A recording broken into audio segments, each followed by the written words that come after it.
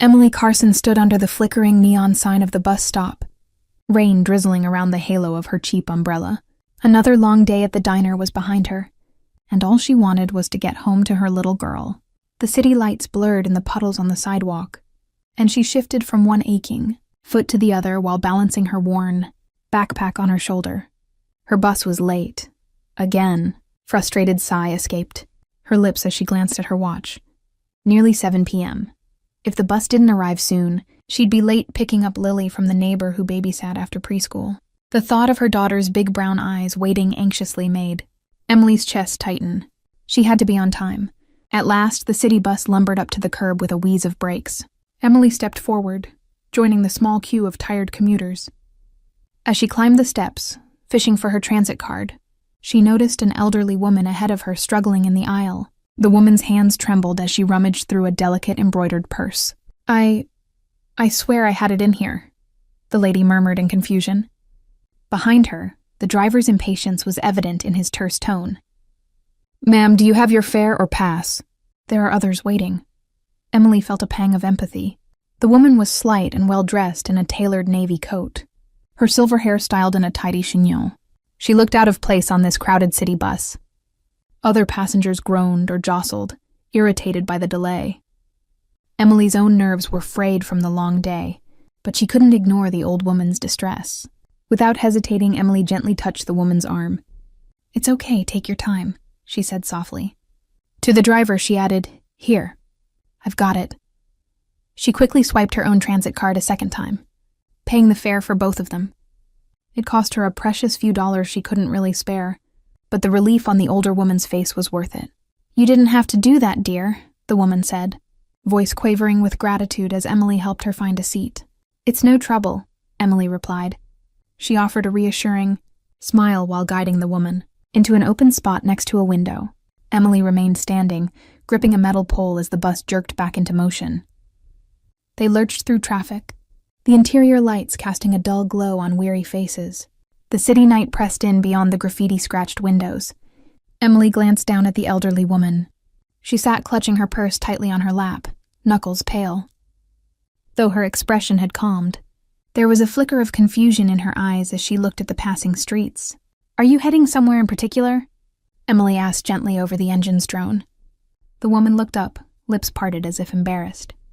"I was trying to get to Marlowe Avenue," she said. "My son's house. But I got turned around." Her refined accent and careful enunciation hinted at a life far removed from public buses and downtown bustle. Marlowe Avenue. That was an affluent part of the city, Emily recalled, a far cry from the cramped apartment where she and Lily lived. No wonder the lady seemed disoriented. "We're headed in that direction," Emily offered kindly. "I can help you find it." She knew the bus route well, every stop and turn memorized from years of commuting. Guiding a lost grandmother to her destination was the least she could do. The woman exhaled, closing her eyes briefly. "Thank you," she whispered. "I don't usually go out alone, my son. He usually arranges drivers for me." A small, sad smile touched the older lady's lips, as though she were remembering something bittersweet. "But sometimes a person just needs a bit of independence, don't you think?" Emily nodded. She understood needing independence all too well. As a single mother with a stack of responsibilities, she prided herself on managing life without asking for help. "I get it," she said softly. "Everyone needs a break now and then." The woman studied Emily with a sudden clarity that belied her confusion. Moments before. "What's your name, dear?" she asked. Emily Carson." "Thank you, Emily. You have a kind heart." The woman patted Emily's hand with her gloved one. Not many would stop to help a stranger these days.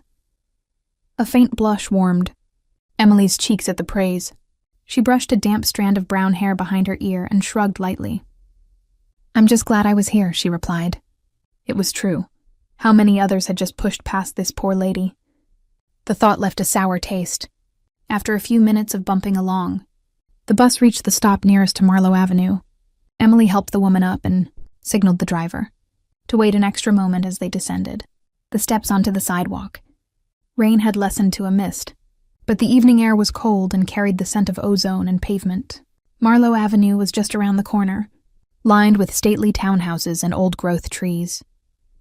Under a flickering street lamp, the woman hesitated, peering down the dim residential street. "Which house is yours?" Emily asked gently. She kept one hand lightly on the lady's elbow, worried the unsteady sidewalk might trip her. Before the woman could answer, bright headlights swept over them. A sleek black Mercedes pulled up to the curb almost silently. Emily stiffened as two large men in dark suits emerged with urgent efficiency.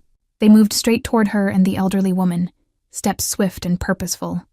A spike of alarm shot through Emily. Were these men trouble? Instinctively, she shifted to partially shield the older woman, her grip tightening protectively. One of the men, broad-shouldered with a buzz cut, spoke first in a low, controlled voice. "Ma'am, we've been searching everywhere for you." Relief and worry battled on his face as he addressed the lady, ignoring Emily entirely. The second man swept a suspicious gaze over Emily. The woman sighed, a mix of exasperation and guilt. "I'm sorry, Frank, I only went for a short walk and then—" "You should have informed us," the second man interjected, his tone more reproachful. Emily's eyes darted between them, and realization dawned. These weren't muggers or random thugs. They were bodyguards. Everything about their stance and subtle formation screamed professional security. The older woman turned to Emily with an apologetic smile. "These gentlemen work for my son. He worries too much." Frank, the one with the kinder face, finally acknowledged. "Emily, Miss, thank you for staying with her," he said, polite but guarded. "We can take it from here."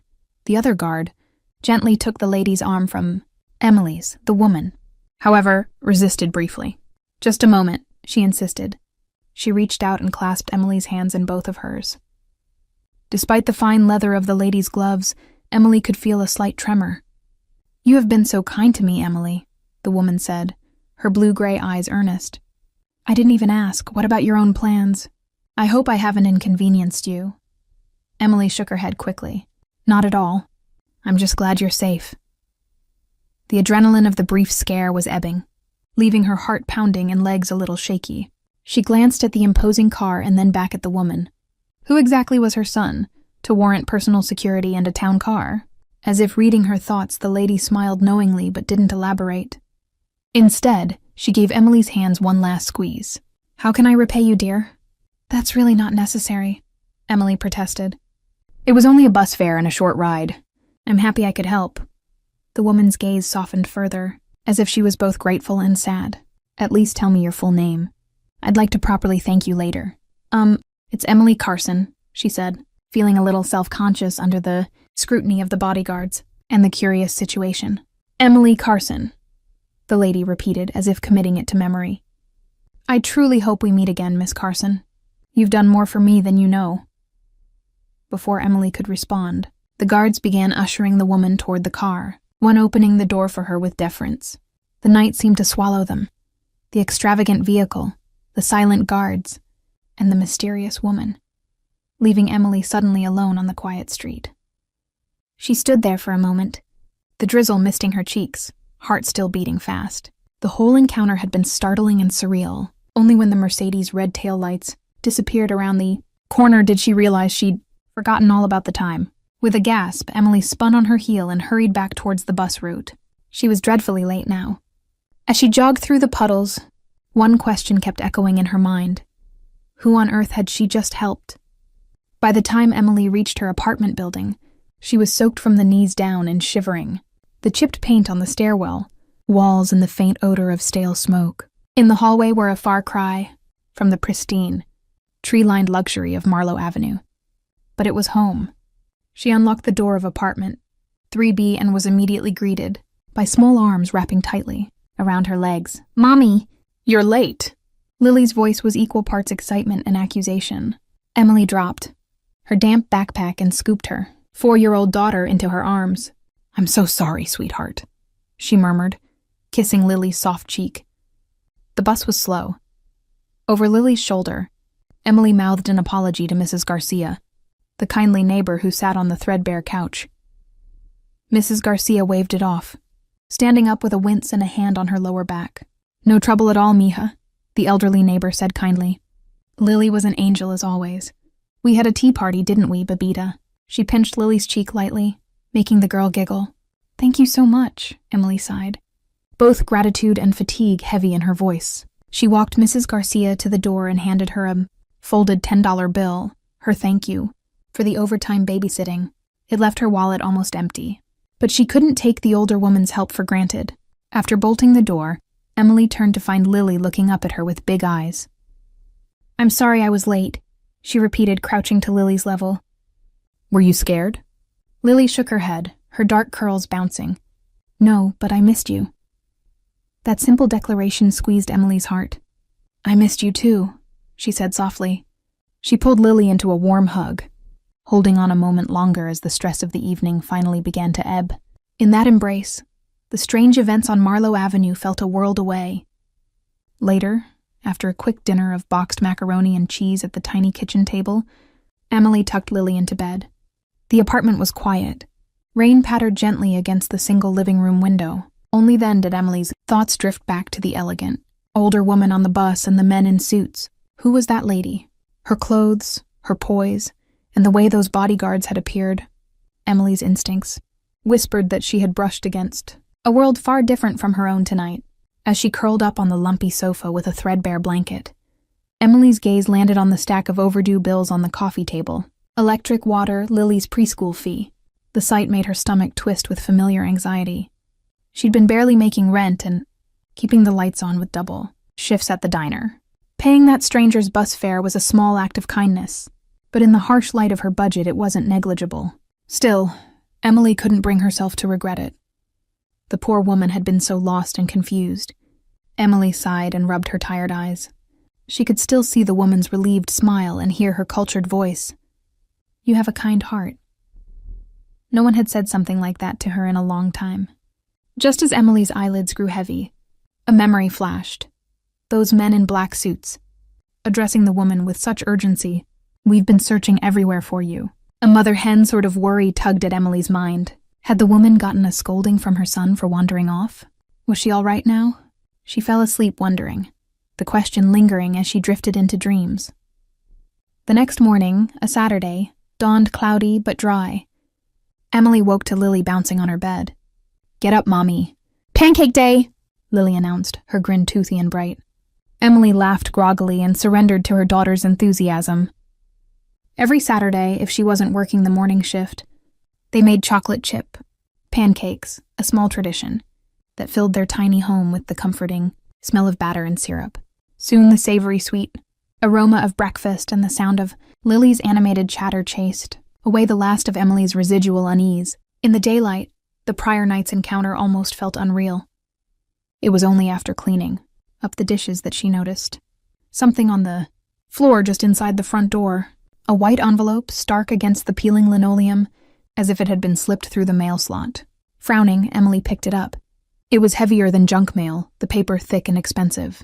Her name was written across the front in beautiful, flowing calligraphy, Miss Emily Carson. Her heart gave a curious little flutter. She didn't receive fancy letters, only bills and the occasional charity flyer. Who? With growing intrigue, Emily tore open the envelope carefully. Inside was a folded note card engraved with an elegant crest at the top. The script matched the envelope. Mrs. Catherine Moretti requests the pleasure of Miss Emily, Carson's company, for an afternoon tea. Today at 3 p.m. Moretti Estate, 22 Marlowe Avenue. Emily read it twice, mouth slightly agape. Mrs. Catherine Moretti. It had to be the woman from last night, the one she'd helped. The note was an invitation. Her first instinct was astonishment, that the woman had gone through the trouble to find her. Her second was a jolt of anxiety. 22 Marlowe Avenue was likely that mansion she glimpsed in the dark. The Moretti estate. Emily had heard the name Moretti before in passing. Was it in the news? Perhaps from the diner's regulars gossiping about the city's elite. She tapped the edge of the card against her palm, indecision churning. It felt like a doorway was suddenly opened to her, a doorway into a world of wealth and maybe answers about the mysterious woman and her son. But did she dare step through? The practical part of her whispered that it might be safer to leave this alone. People with bodyguards in mansions usually didn't mix with people from rundown apartments. Could there be strings attached? "Mommy, you okay?" Lily's small voice cut through Emily's thoughts. Emily realized she had been standing frozen by the door for a couple of minutes. She forced a smile and scooped the little girl into her arms. "I'm okay, baby. Mommy just got an invitation from..." A friend. Lily's eyes widened with excitement. Is it a birthday party? Will there be cake? Emily couldn't help but laugh softly. Not a birthday, just tea. She set Lily down and glanced at the clock. It was already 10 a.m. She had about 5 hours to decide and get ready. If she was going to go at all, her fingers tightened around the stiff invitation card. A quiet afternoon tea with a lonely older woman sounded harmless on the surface, and Mrs. Moretti had seemed genuinely kind and interesting. Still, Emily recalled the intense gaze of the guard and the expensive car. There was something unusual about the Morettis, no doubt. The invitation felt like a shiny apple, enticing, but possibly hiding a worm. In the end, curiosity and gratitude won out over caution. Emily reasoned that she owed the woman at least a thank you for the invitation. Maybe it really was just a simple gesture of appreciation, nothing more. Decision made, Emily suddenly confronted a more mundane problem: what to wear.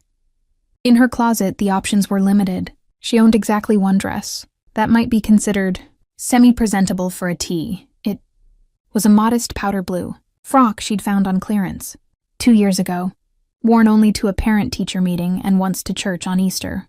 She pressed it and laid it out on the bed, pairing it with a cardigan to hide a tiny stain on the shoulder. As she dressed, nerves fluttered in her stomach.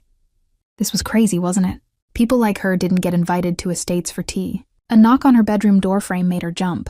Lily stood there with her favorite stuffed bunny. Where are you going, Mommy? Can I come? Emily knelt to smooth her daughter's curls. She hated leaving her on a weekend, but the invitation didn't extend to a rambunctious 4-year-old. Not this time, honey. Mommy has to go meet someone. You'll stay with Mrs. Garcia for a little while, okay? I'll be back by dinner, Lily pouted, but when Emily gave her the all-important job of assistant pancake taste tester with Mrs. Garcia, her mood brightened. By 2:30 p.m., Emily had dropped off Lily next door and was descending the steps of their building. She felt the prickle of self-consciousness, wearing her best outfit in broad daylight on her block. Neighbors hanging out on the stoop eyed her curiously. She rarely took cabs, couldn't afford them, but she couldn't risk being late to the Moretti house. Taking the bus in a nice dress somehow felt out of the question, so she splurged on a taxi. The ride across town left her watching the meter anxiously, but she arrived at Marlowe Avenue with 15 minutes to spare. The cab let her out at the foot of a long wrought iron gate. Beyond it, a curving drive led through immaculate grounds to a house that looked even more impressive in daylight. It was a mansion of pale stone and glass, elegant yet imposing. Emily approached the gate uncertainly, half expecting someone to stop her. Instead, the gate clicked and swung open on its own the moment she neared. A chill of surprise skittered up her spine. They were watching, cameras most likely. Of course. Heart pounding with nerves, Emily walked up the driveway. The manicured gardens flanking, the path were bursting with late summer roses and neatly trimmed hedges. It was the kind of property you'd see featured in lifestyle magazines. She felt a world away from her little apartment and secondhand furniture. But she lifted her chin and reminded herself she had as much right to be here as anyone. She was invited, after all. At the massive front door, oak wood with ornate iron accents, Emily paused to take a steadying breath. Before she could knock, the door opened with a soft click. A middle-aged man in a crisp black suit stood there. He had the air of a proper butler, down to the impassive expression and impeccable posture. "Miss Carson?" he asked. "Yes," Emily replied, her voice coming out quieter than she intended. The butler stepped aside and gestured for her to enter. "Welcome. Mrs. Moretti is expecting you in the garden. May I take your coat?" Emily shrugged off her light cardigan, grateful she'd decided to wear it to cover her dress's thin fabric. Handing it to the butler, she managed a polite smile. "Thank you. Sir?" He gave a courteous nod. "This way, please." As Emily followed him through the grand foyer, her senses nearly overwhelmed. The interior was breathtaking. Vaulted ceilings with intricate molding, a chandelier sparkling overhead, floors of polished marble that clicked under her sensible flats. Every piece of furniture, every painting on the wall, spoke of old money and refinement. It was like stepping into a different era, or a movie set. Emily couldn't help but marvel at a large portrait above the staircase, an oil painting of a stern-looking, older man who might have been a patriarch of the family. Catching herself gawking, she quickly refocused. The butler led her through a sunlit hall toward the back of the house. They passed at least 2 closed doors with modern electronic keypads, discreetly mounted beside them. Heavy doors locked tight. She wondered what was behind them. It was an odd detail in an otherwise classical home. What needed that level of security? Before she could dwell on it, they emerged onto a flagstone terrace and into the garden. Afternoon sunlight broke through the clouds, illuminating a neatly arranged tea table under a striped canopy. A spread of delicate pastries and a teapot set out on fine china waited there. And beside the table, rising with graceful poise, was the woman from the bus. Today, Mrs. Catherine. Moretti wore a tailored ivory sweater and a long skirt with a subtle floral pattern. Her silver hair was swept back elegantly, and her face lit up when she saw Emily. "Emily, dear. You came," she exclaimed warmly, extending both hands in welcome. Despite her nerves, Emily smiled. The genuine delight in the older woman's voice set her slightly at ease. Emily stepped forward and accepted the woman's hands in hers. "Thank you for inviting me." "Mrs. Moretti, I hope I'm not underdressed," she said, glancing self-consciously at her simple attire. "You look lovely," Mrs. Moretti assured her. She gave Emily's hands a squeeze before guiding her to the table. "Please sit. I've been looking forward to our chat. And call me Catherine, won't you? Formality makes me feel ancient." Emily obliged, sitting down on one of the cushioned wrought iron chairs. Catherine Moretti certainly didn't look ancient, despite probably being in her 70s. There was a vitality in her eyes now that last night's lost confusion was gone. Catherine poured the tea, and the rich scent of Earl Grey with a hint of bergamot filled the air. "I must apologize for the dramatic scene yesterday," she said gently. "I gave my son's men quite a fright." Emily took the delicate china cup, offered to her. "I'm just glad you got home safely," she replied. "I hope you didn't get into too much trouble for that." Catherine laughed softly, a melodic sound. "Oh, I got an earful, trust me. My son can be a worrywart." She rolled her eyes fondly. "I snuck out for a simple walk and ended up at a bus stop without my wallet. Next thing I know, I'm being scolded like a teenager." Emily chuckled, trying to imagine an imposing figure chastising this refined lady. "He cares about you a lot." "Yes, perhaps too much at times," Catherine said with a sigh.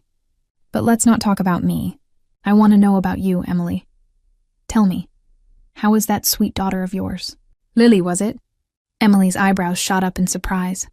She realized she must have mentioned Lily in passing during their brief bus ride conversation.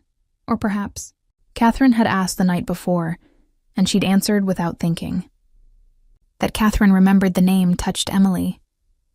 "She's great. A bit pouty I couldn't bring her along," Emily admitted with a smile. 4 years old and already way too smart for me." They shared a laugh. Catherine's interest seemed genuine as she guided the conversation gently. She asked Emily about her job at the diner, about Lily's favorite toys, about how Emily managed on her own.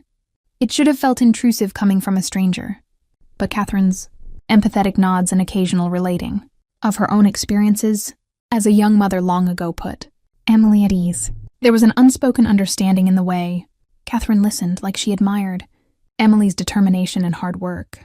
Time passed faster than Emily expected. She nibbled on a buttery scone, relaxing under the rose-scented breeze and easy conversation. For a short, blissful while, she forgot about overdue bills and bus schedules. Still, not everything felt completely normal. Out of the corner of her eye, Emily noticed figures moving at the edges of the garden now and then, gardeners or staff perhaps, always at a polite distance, and once she thought she saw the glint of a camera lens in an upstairs window of the house, as if someone might be watching. It sent a slight chill through her. Maybe her imagination. She decided she must be feeling self-conscious in such unfamiliar surroundings. Catherine noticed her shiver. "Are you cold, dear? Would you like a shawl?"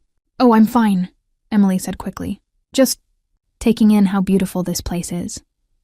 Catherine's eyes wandered to the house, an unreadable expression flickering across her face. "Thank you. My son has invested a lot in security and privacy. It can feel like a sanctuary." She paused, then added quietly, "And sometimes a prison." The words hung in the fragrant air. Emily wasn't sure how to respond. She set her teacup down carefully. "I suppose for someone well-known, it's hard to go out freely," she ventured. Catherine gave a little nod. "Yes, harder for him than for me. I think that's why I cherish simple moments like yesterday's adventure. She smiled ruefully, even if it did cause a stir. Emily bit her lip. She couldn't deny her curiosity. With a tentative voice, she finally asked, Mrs. Catherine, if you don't mind me asking, what does your son do? I mean, I've heard the name Moretti somewhere, but I can't place it. Catherine's gaze sharpened slightly, and for a moment Emily worried she'd overstepped. But the older woman simply looked thoughtful. My son is in business, she answered carefully. Real estate, shipping, various investments. The Moretti name comes up in financial news sometimes. I suppose. It was a polished answer, but something about the way she said it sounded like half the truth. Emily didn't pry further. She sensed a gentle evasiveness, as if Catherine wanted to keep those details at bay for now. Regardless, Catherine said, reaching across to pat Emily's hand, I'm so grateful our paths crossed. You were a blessing when I felt quite alone and invisible out there. I'm glad I could help, Emily said, meaning it deeply. She hesitated, then blurted softly, I was a little worried about you, after I left. I'm relieved you're okay. Catherine's face softened into pure warmth. That is incredibly sweet, my dear. Before she could say more, a sudden motion drew both of their gazes. At the far end of the garden, beyond a row of rose bushes, a tall figure had appeared on the terrace, stepping out from the house. Emily's breath caught involuntarily. Even at a distance, there was no mistaking the commanding posture of a man who expected the world to bend around him. He was on his phone, speaking in a low voice that carried a hint of impatience, one hand gesturing slightly as if emphasizing a point. Though his face was partly turned away, she could see he was in a crisp charcoal suit, tailored to accentuate broad shoulders and a lean form. Catherine's fingers tightened on Emily's hand for a brief moment. Oh dear, she murmured under her breath. He's home much earlier than I thought. The man, Catherine's son, clearly, finished his call and slipped the phone into his jacket pocket. Then he turned in their direction, as if sensing their eyes on him. Even from across the lawn, Emily could feel the intensity of his gaze. Dark hair, chiseled features, and an aura of quiet authority. The air almost crackled around him. He did not smile or call out a greeting. He simply observed, his stance going still. Instinctively, Emily straightened in her chair. She wasn't sure why, but her heart had begun to thud against her ribs. Catherine quickly rose, urging Emily up with a gentle tug. Perhaps it's time I see you out, dear, she said in a hushed tone. There was an unmistakable note of urgency and apology in her voice. Emily stood, confusion swirling. Did I do something wrong? Not at all, Catherine assured, guiding Emily back toward the terrace and the house. The tea party was clearly over. It's just better if you go now. I promise we'll talk again soon. And please don't think poorly of my son. He just... Mother, a deep voice called from behind them, cutting through Catherine's words. Emily and Catherine halted. Emily's pulse jumped into her throat as she turned toward the source of that commanding voice. Catherine's son had crossed the distance with unnerving quietness. He now stood just a dozen paces away, hands in his pockets, assessing them. Up close, Adrian Moretti was even more striking and intimidating. He looked to be in his early 30s, tall and fit, with a strong jaw shadowed by a day's stubble and eyes the color of obsidian. Those eyes flicked to Emily, cool and unreadable, before returning to his mother. Am I interrupting something? He asked, tone polite but with a razor edge beneath. Catherine offered a pleasant, if tight, smile. Adrian, darling, I didn't expect you yet. This is Emily Carson, the young woman I told you about, the one who helped me yesterday. Adrian's gaze locked onto Emily again. She felt pinned in place by that look, as if he could extract all her secrets in an instant. His lips curved in a faint facsimile of a polite smile. Miss Carson, he said evenly. How fortunate that you were there for my mother. Emily swallowed, finding her voice under that heavy stare. Anyone would have done the same, she managed, though she knew that wasn't entirely true. She extended a hand, belatedly remembering manners. It's nice to meet you, Mr. Moretti. He made no move to accept her hand. The awkwardness hung thick. Emily's cheeks flushed and she withdrew her offer, mortified. Catherine cleared her throat delicately. Emily was just leaving. We had a lovely tea, but she has a little girl waiting at home. At the mention of Lily, Emily blinked and nodded. Yes, I should be going, she struggled, to maintain her composure and forced a polite smile at Adrian. Up close, his presence was almost overwhelming. He radiated confidence and power in a way that made her both anxious and a tiny bit breathless. Adrian stepped aside and gestured subtly toward the house. Allow me to walk you to the door. Miss Carson, it wasn't really a question. And it certainly wasn't warm. Emily felt her stomach flip with nerves. Thank you, she murmured. Catherine squeezed Emily's arm gently. We'll chat again soon, dear, she said, her eyes conveying apology and something like worry. Emily gave a slight nod, trying to silently reassure the older woman that everything was fine, even though her own nerves were jangling. Adrian fell into step beside Emily as they entered the house. The butler appeared as if from nowhere, ready with Emily's cardigan. She slipped it on, grateful for a layer between her and the chill creeping up her spine. They walked in silence through the grand foyer toward the front door. Emily's mind raced for something civil to say, but all she could focus on was the subtle tension radiating off the man at her side. He finally broke the silence as they reached the entry. Miss Carson, I appreciate your kindness to my mother. The words were courteous, yet his tone held an undercurrent that made Emily unsure if it was gratitude or admonishment. It was no trouble at all, she replied quietly, eyes on the polished floor. For a moment, Adrian said nothing. The butler opened the heavy door, and mild afternoon air drifted in. Emily stepped forward, ready to flee this stifling exchange. Then Adrian's voice came softly from behind her, low enough that the butler pretended not to hear. One should be careful accepting invitations from strangers. Miss Carson. She turned her head, looking at him in surprise. Was that concern or a veiled warning in his tone?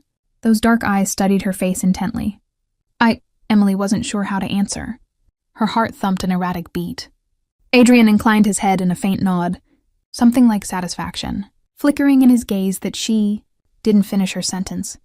Good day, Miss Carson. It sounded remarkably like a goodbye and a dismissal in one.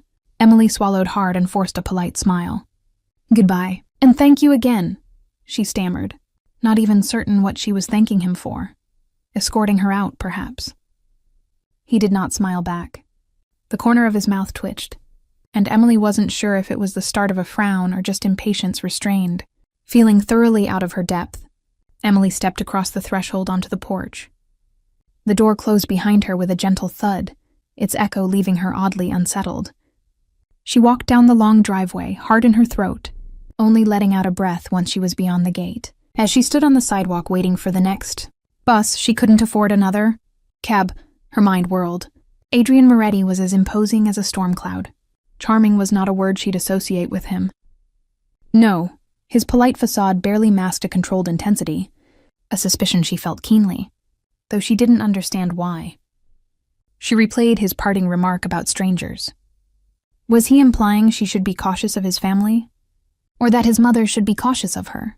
Neither interpretation sat well. The bus pulled up and Emily climbed on in a daze. As it rumbled away from the rarefied world of the Moretti estate and back toward her own neighborhood, Emily's confusion only grew. One thing was clear. Her quiet life had suddenly taken a turn into the unknown. And as much as she wanted to pretend nothing had changed, Emily had the distinct feeling that the events of this day were only the beginning. The following week, Emily tried to settle back into her routine. Morning rushes to drop Lily off at preschool. Long hours serving customers at the diner. Evenings helping with finger painting or reading bedtime stories. She told herself that the brief brush with the Morettis was over. Interesting, yes, but not part of her world. Yet, despite her efforts, she couldn't fully shake it from her mind. Late at night, as she folded laundry or balanced her checkbook, she would recall Catherine's kind smile or the haunted look in Adrian's dark eyes. On Wednesday afternoon, the lull between the lunch and dinner shifts at Mel's diner found Emily wiping down tables and humming along, to the old jukebox tune crackling. In the corner, the bell over the door jingled, and she glanced up from behind the counter, expecting one of the regulars. Instead, a young man in a charcoal suit stepped in, looking distinctly out of place among the faded vinyl booths and checkered floor. He carried a small parcel wrapped in brown paper. The few patrons in the diner barely gave him a glance, but Emily's stomach did a tiny flip of apprehension. He scanned the room, then walked up to the counter where she stood. "Emily Carson?" he inquired politely. Her heart pounded. Up close, she noticed an earpiece coiled behind his ear, partly hidden by cropped blonde hair. This was no ordinary deliveryman. He had the same alert, broad-shouldered stance as the bodyguards she'd seen at the estate. "Yes, I'm Emily," she answered warily. He set the parcel on the counter. "Delivery for you." His task done, he gave a curt nod and exited swiftly, leaving before she even managed a thank you. Emily stared at the package.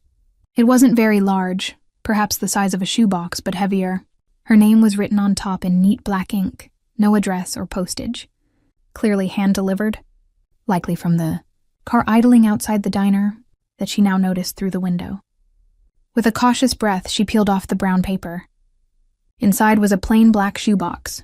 She lifted the lid and gasped softly. Staring up at her was a thick stack of cash, $100 bills wrapped with a band. On top lay a small white envelope. Her fingers trembled as she opened the envelope. A single folded note was inside, with crisp, bold handwriting that slanted across the page. "For your help and discretion. A. Moretti." Emily's face heated up. Discretion? The meaning was clear. This was payment, perhaps even hush money from Adrian.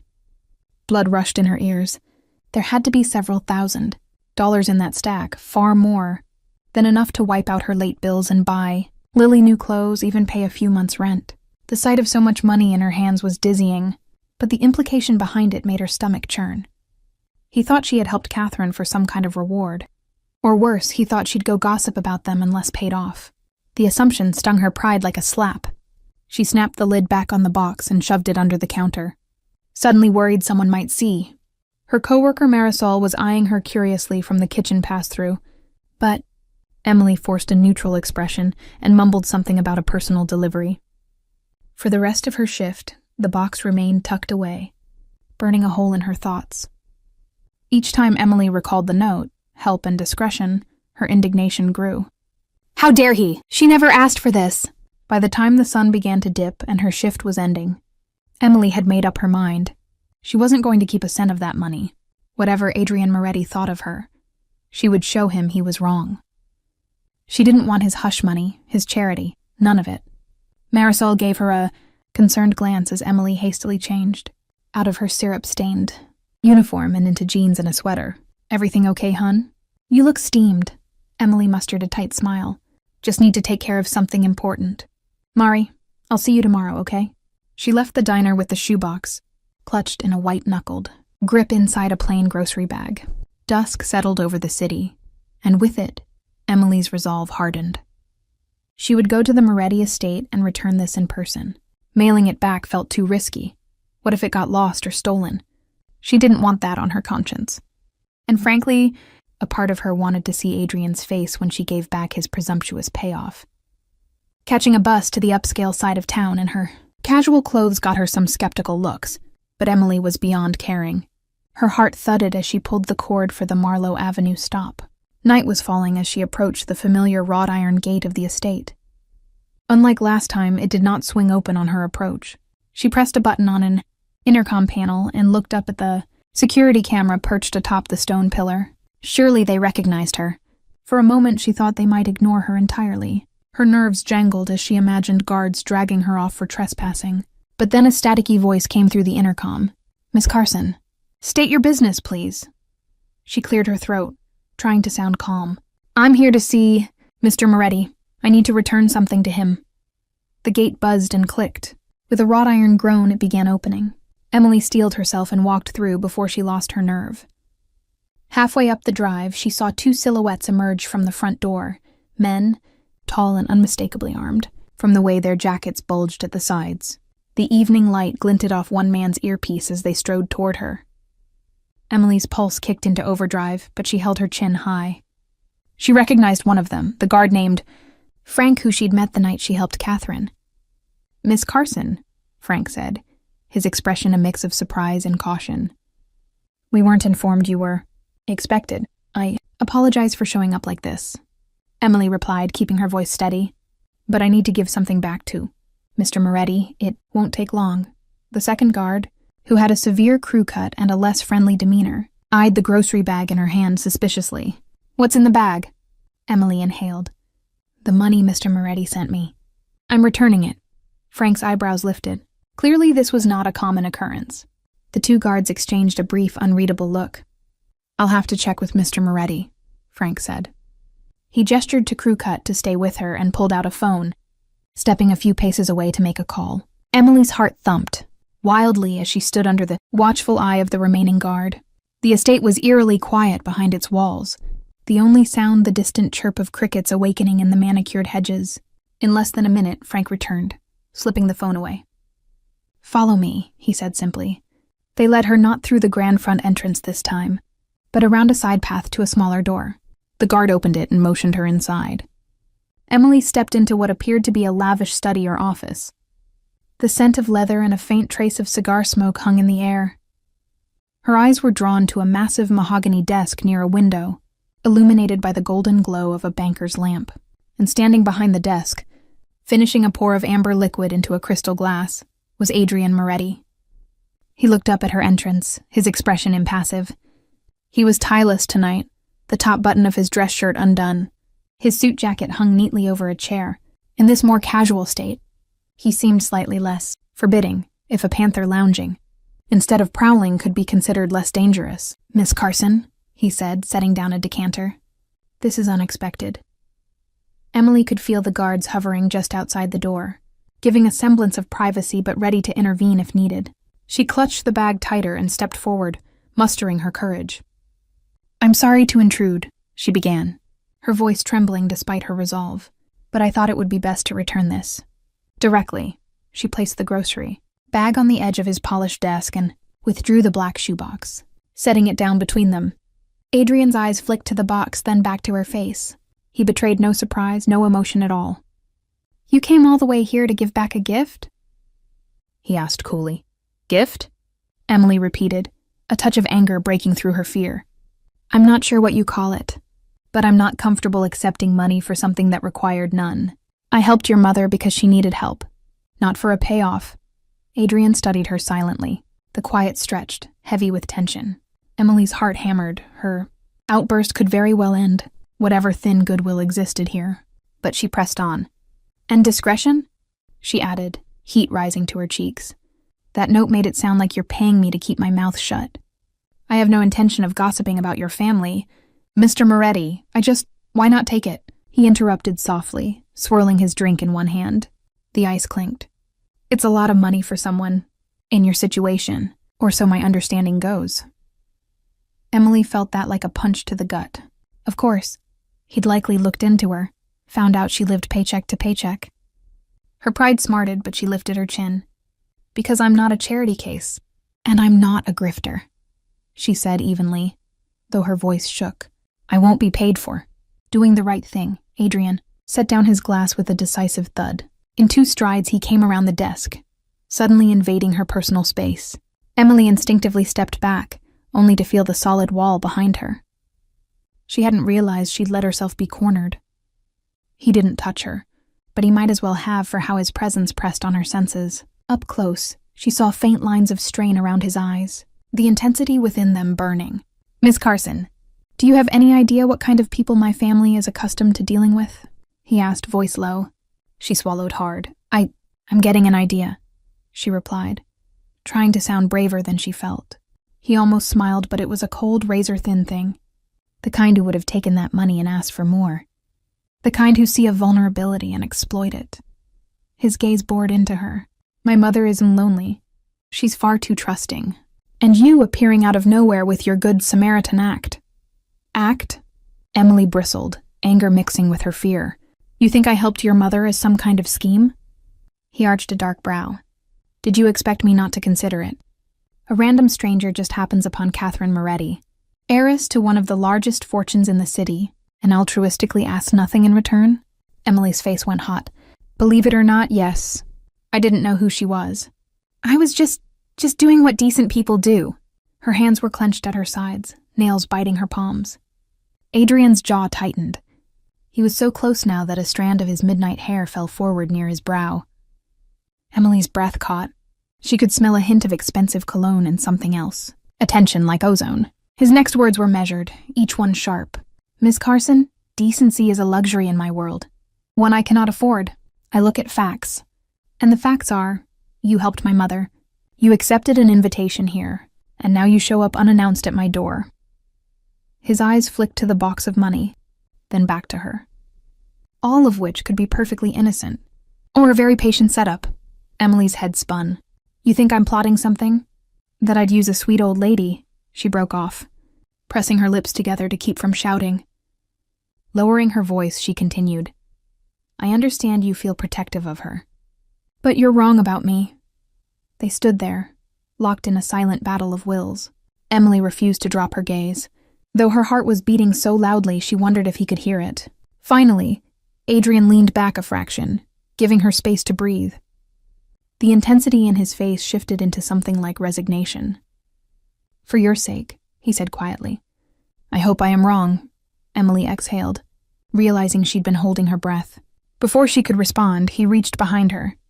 She flinched, but he was only grabbing the shoebox off the desk. In one swift motion, Adrian shoved the box into her arms. It was so sudden she automatically clutched it. Take it, he ordered, voice soft but firm.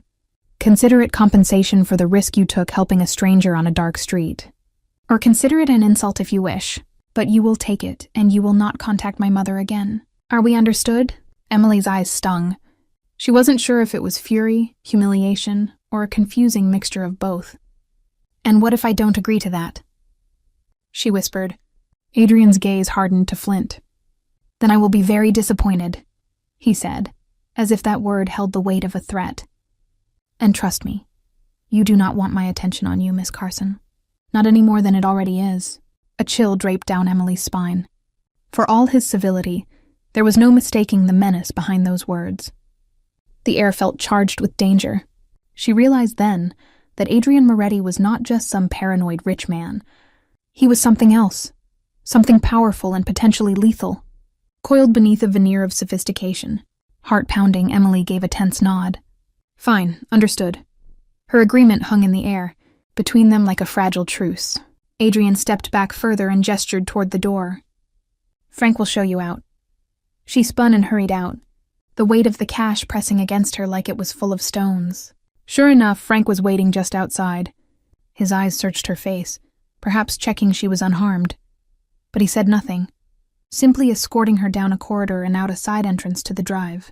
Within minutes, Emily found herself outside the gates once more, the shoebox still in her hands and her mind a storm of emotions. She sucked in a deep breath of cool night air. Her eyes burned now, not just from anger, but from the sting of tears she refused to shed until safely away. As she started down the sidewalk, one last glance over her shoulder showed a tall silhouette at the study window, backlit and still. Adrian, watching to ensure she left. Emily faced forward and walked faster, each step fueled by indignation and a burgeoning sense of fear. Whatever world the Morettis lived in, she wanted no part of it. Adrian's message had been crystal clear. Stay away. Maybe he was right. Maybe last week's twist of fate had been a fluke best not repeated. Yet as she hurried toward the bus stop, Emily couldn't shake the feeling that it was far too late to simply walk away unscathed. Emily huddled over her mug of coffee, hands still trembling slightly despite the warmth seeping into her palms. Across the table, her best friend Megan watched her with wide, disbelieving eyes. They sat in a quiet corner of Joe's Cafe, a few blocks from the diner. The late evening crowd was thin, and an old jazz tune played softly in the background. Emily had called Megan the moment she got back into her neighborhood, voice shaking enough that her friend had dropped everything to meet. Now that Emily had recounted the entire saga, helping Catherine, the tea invitation, Adrian's confrontation and hush money, and finally tonight's explosive argument, Megan looked equal parts shocked and furious on Emily's behalf. He what? Megan nearly knocked over her latte when Emily described the stack of cash in Adrian's ultimatum. That arrogant jerk. He basically tried to scare you off like you're some criminal. Emily managed a weak smile. Megan's outrage was comforting in an odd way. It was terrifying, Meg. One second he was cold but civil, the next.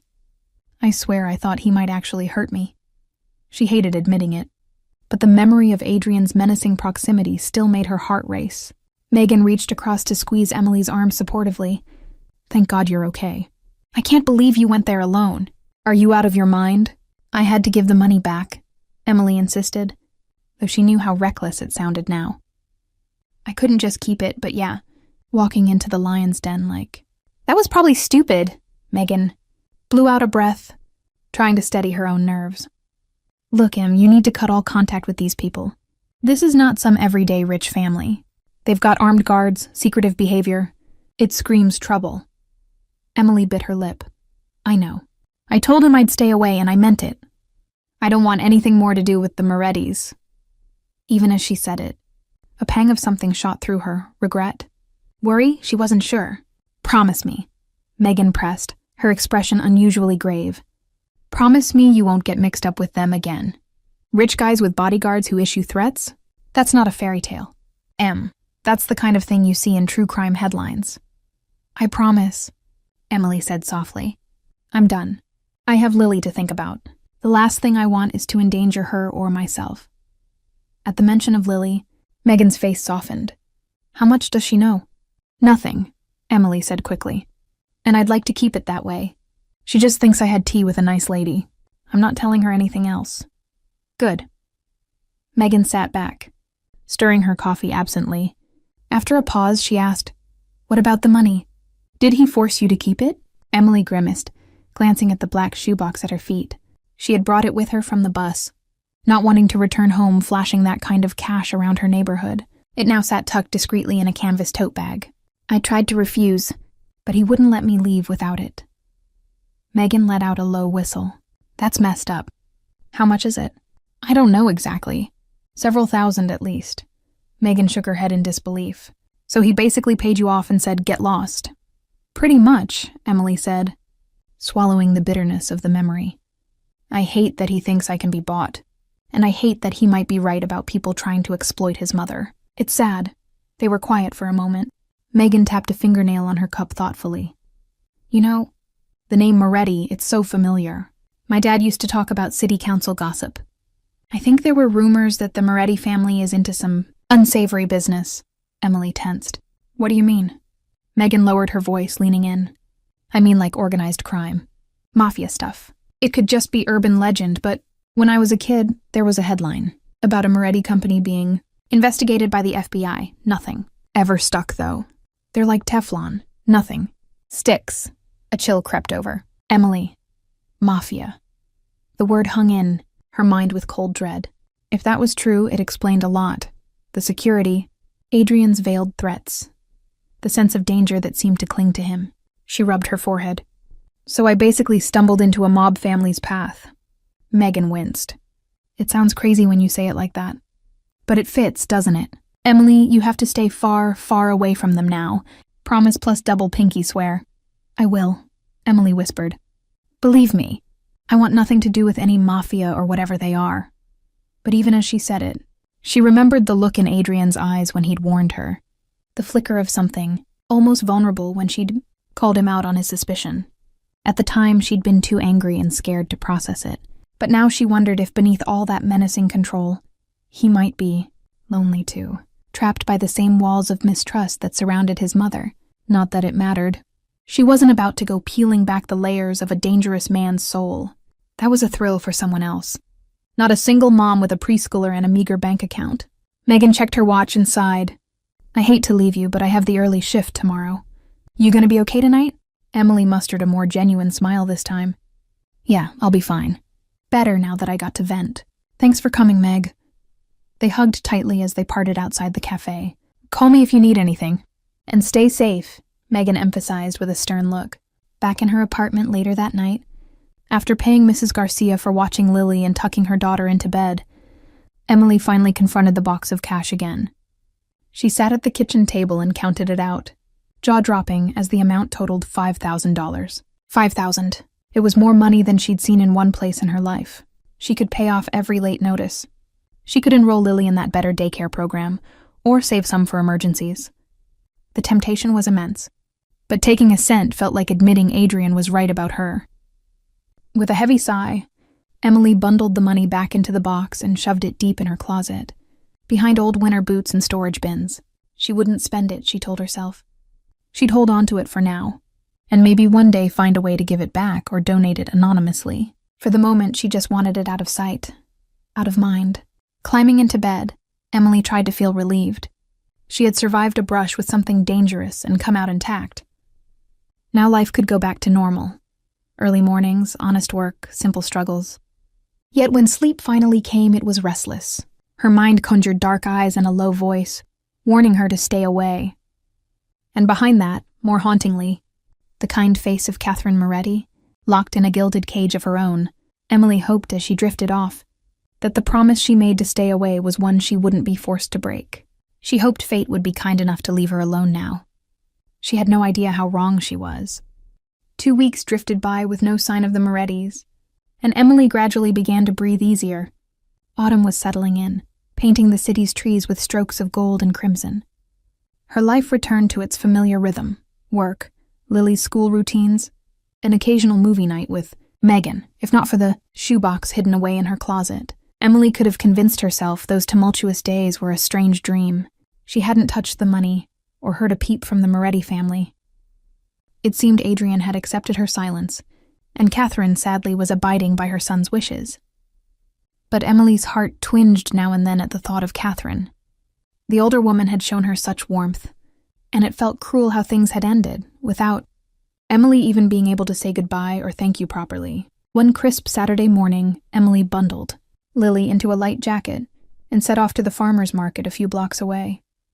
Lily loved the market's sights and smells, the pyramid stacks of oranges and apples, the local baker's stall giving out pastry samples. It was a free adventure they could share, and Emily relished those simple moments. They were browsing a stand of late-season peaches when Emily's phone buzzed in her pocket. Balancing a bag of produce, she awkwardly pulled it out.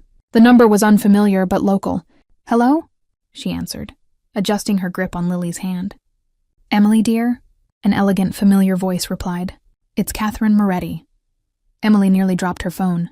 She tightened her hold on Lily instinctively. "Mrs. Moretti?" "Hello?" she stammered, stunned. "How did you—" "I'm sorry for the sudden call," Catherine said quickly. "I got your number from that invitation list my son had compiled. I had to pull a few strings to get access, but, well, never mind. I hope it's okay that I phoned."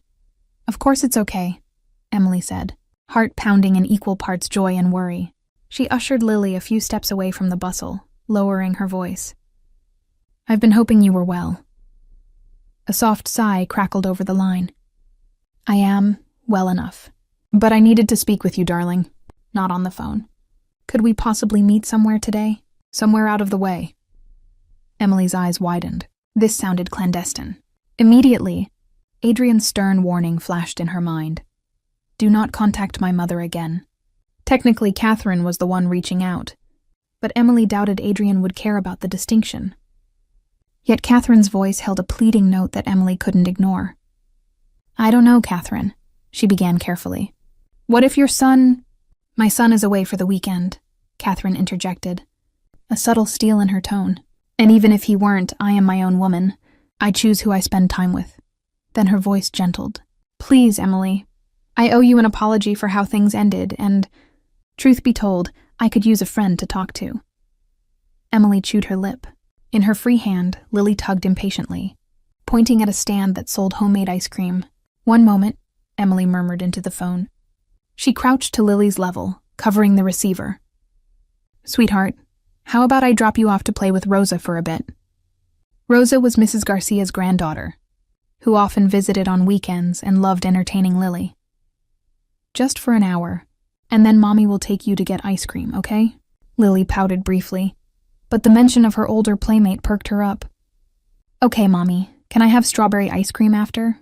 "Deal," Emily smiled, planting a kiss on Lily's forehead. Straightening, she lifted the phone back to her ear. "All right, Catherine. When and where?" Relief was evident in the older woman's voice. "Thank you, dear. There's a quiet little cafe on 8th and Pine, La Viola. Do you know it?" "I think so. The one by the flower shop."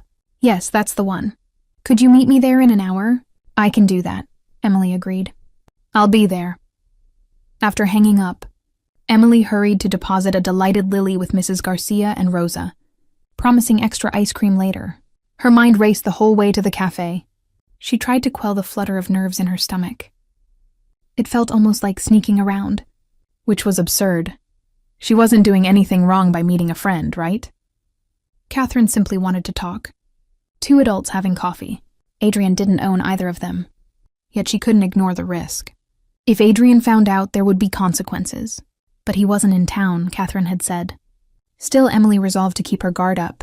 La Viola Café was a tiny, European-style bistro with outdoor seating and a view of a small park across the street. When Emily arrived, she spotted Catherine at a corner table on the patio, wearing large sunglasses and a silk scarf over her hair, as if trying to be inconspicuous. The sight was almost comical, but also endearing. Catherine looked like a movie star from a bygone era attempting a low-profile outing. Emily approached with a tentative smile. "Catherine?" The older woman lit up and rose to greet her. "Emily. Oh, it's wonderful to see you." Catherine surprised her with a gentle hug, which Emily returned warmly. They sat and ordered coffee, decaf for Catherine, who laughed about her doctor's orders, and a cappuccino for Emily. For a moment, they just took each other in. Emily thought Catherine looked a bit paler than before, a tiredness around her eyes that makeup couldn't hide. Catherine, meanwhile, reached out to pat Emily's hand. "I've been so worried about you, dear. After what happened with Adrian, I wanted to call sooner, but he monitors my communications rather closely." Emily shook her head. "You don't owe me any apologies. I understand he was upset. He was just protecting you." A shadow crossed Catherine's face. "He was rude," she said bluntly, "and overstepping. I love my son, but sometimes he sees enemies in every shadow." She sighed. "I told him he misjudged you, that you're a good person." Emily's cheeks warmed. "What did he say?" she asked softly. Catherine waved a hand. "Oh, he grumbled something about handling it. I didn't know he'd try to pay you off until after the fact. We might had words about that. Let me tell you, the thought of Catherine scolding Adrian on her behalf was oddly gratifying, if a bit mortifying. "I appreciate you standing up for me," Emily said. "It really wasn't necessary, though. I'm fine. Honestly, I never wanted to cause trouble between you two." "You didn't," Catherine insisted. "Our issues run far deeper than this. Adrian just—" She hesitated, stirring her coffee. "He has difficulty trusting anyone, especially new people. He's been hurt before, used by so-called friends angling for money or influence. And the nature of our family's business only amplifies his caution." Emily took a careful sip. She debated internally whether to acknowledge what Megan had suggested. Perhaps honesty was best. Catherine clearly knew what insinuations surrounded their name. "He's not wrong that there could be dangers," Emily said carefully. "Megan, that's my best friend. She told me people say the Morettis, that they might be tied to organized crime." Catherine's eyes met hers steadily. "Would that frighten you away from me?" she asked, a touch of sadness in her tone. Emily swallowed. "I'm here," she replied quietly. "I can't pretend it doesn't scare me a little. But I know you, Catherine, and I think I know enough of Adrian to see that if he's harsh, it's because he thinks he has to be." Catherine looked momentarily impressed. "Perceptive girl, yes. Adrian shoulders the mantle of all that comes with our name. Our wealth was built generations ago in ways not always clean. My husband, Adrian's father, expanded things, made enemies. When he died..." She paused, pain flickering in her eyes. "My son inherited more than just assets. He inherited responsibility, danger, and a legacy soaked in as much tragedy as prosperity." A chill went through Emily at Catherine's words. She realized Catherine was telling her, in a roundabout way, that the rumors were true. The Morettis were a crime family of some sort, and Adrian was at its helm now. "I'm sorry," Emily murmured. It felt inadequate, but she didn't know what else to say. What must it be like to grow up in that world? Catherine gave a thin smile. "Don't be. I just wanted you to have context. You deserve to know it wasn't anything personal, what happened. Adrian was simply doing what he's been trained to do. Suspect, and eliminate threats." Emily nodded slowly. "I understand. Honestly, after how he acted, I wasn't keen on bumping into him again anyway." She tried to keep her tone light, but Catherine caught the tremor beneath it. The older woman reached over to clasp Emily's hand. "I am truly sorry you were treated so poorly. I consider you a friend, Emily, if you'll allow it." Tears pricked Emily's eyes at Catherine's earnestness. She squeezed Catherine's hand gently. "I'd be honored to be your friend." They shared a warm smile, For a while, conversation drifted to easier topics. Catherine adored hearing about Lily's antics, and even insisted Emily show her a photo.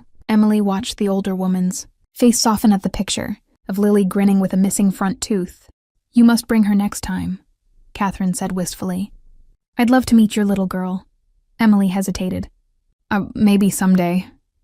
The idea of Lily near the orbit of the Moretti family made her protective instincts flare.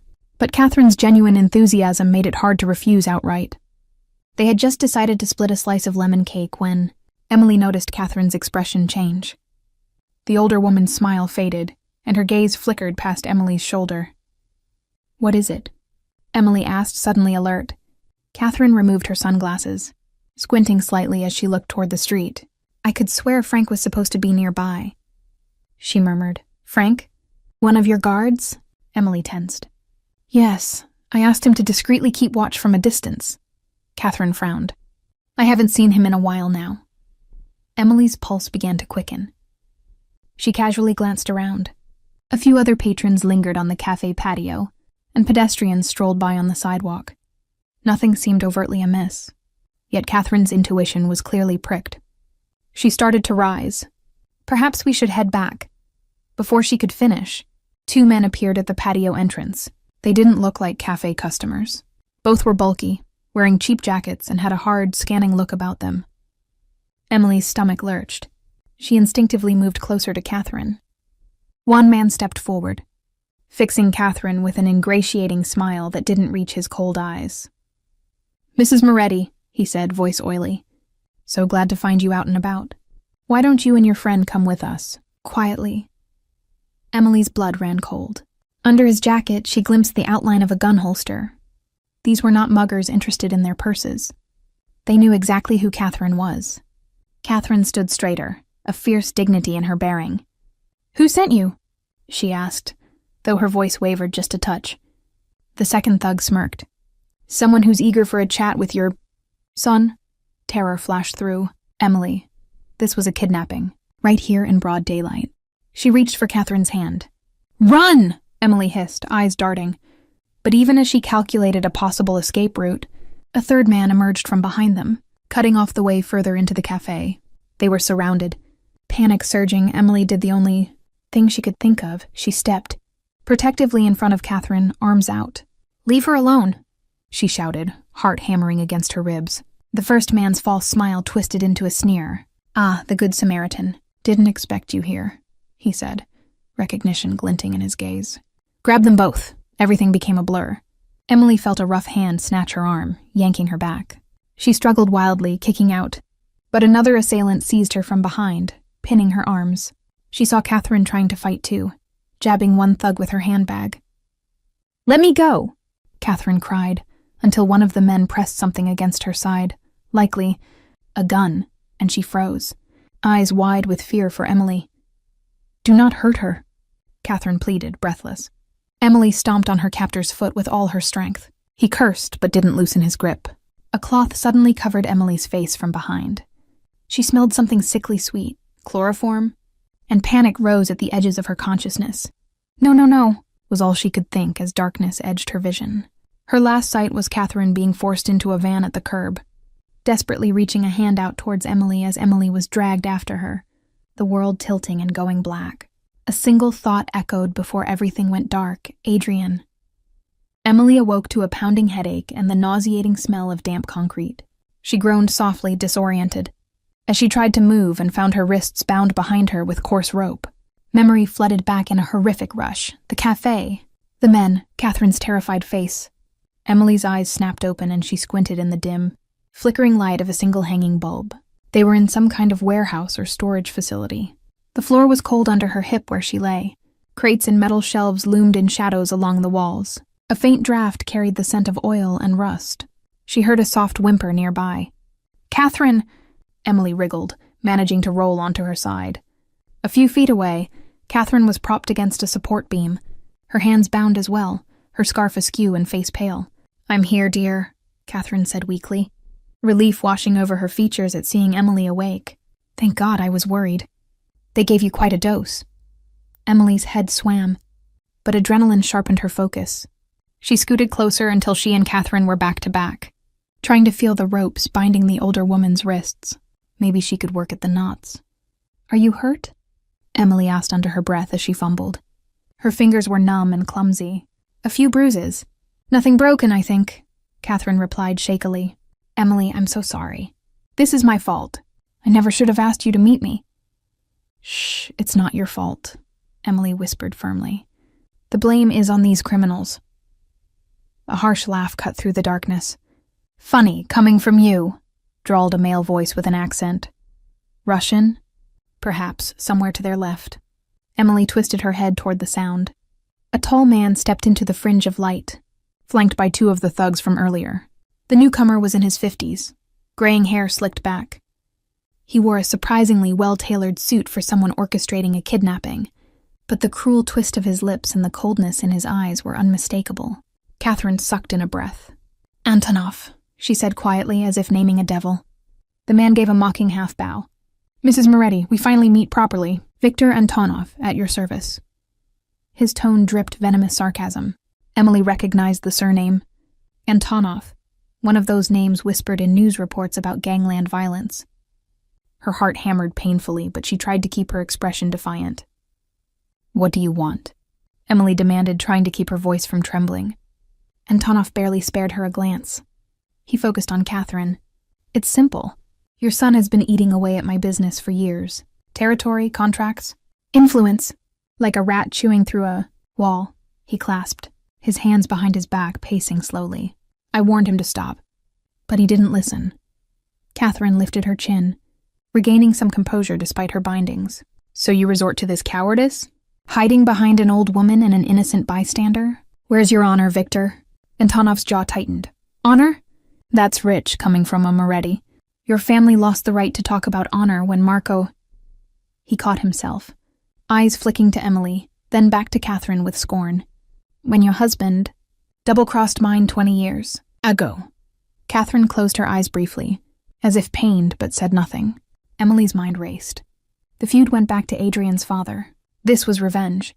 Antonov pulled a phone from his pocket. "Whether you think me coward or not, I have the upper hand now. Your precious son will have to play by my rules." He nodded to one of his goons. The man stepped forward and hauled Emily up by her arm. She cried out as her sore muscles protested. The thug dragged her into the center of the space under the hanging bulb. "Stop!" Catherine shouted, struggling against her ropes. "Don't you touch her." Antonov ignored Catherine's plea. He lifted his phone, aiming its camera at Emily and the thug who held her. Emily realized with a surge of fear that he was video calling someone.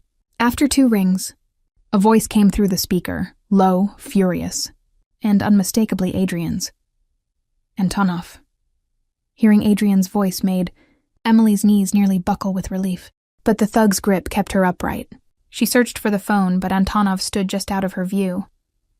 "Dobry večer, Mr. Moretti," Antonov said smoothly. "I trust you know by now I have something. No, 2 things you want." There was a split second of silence on the line. When Adrian spoke again, his tone was deadly quiet. "If you hurt them, there won't be a hole deep enough for you to hide in, Victor." A chilly grin split Antonov's face.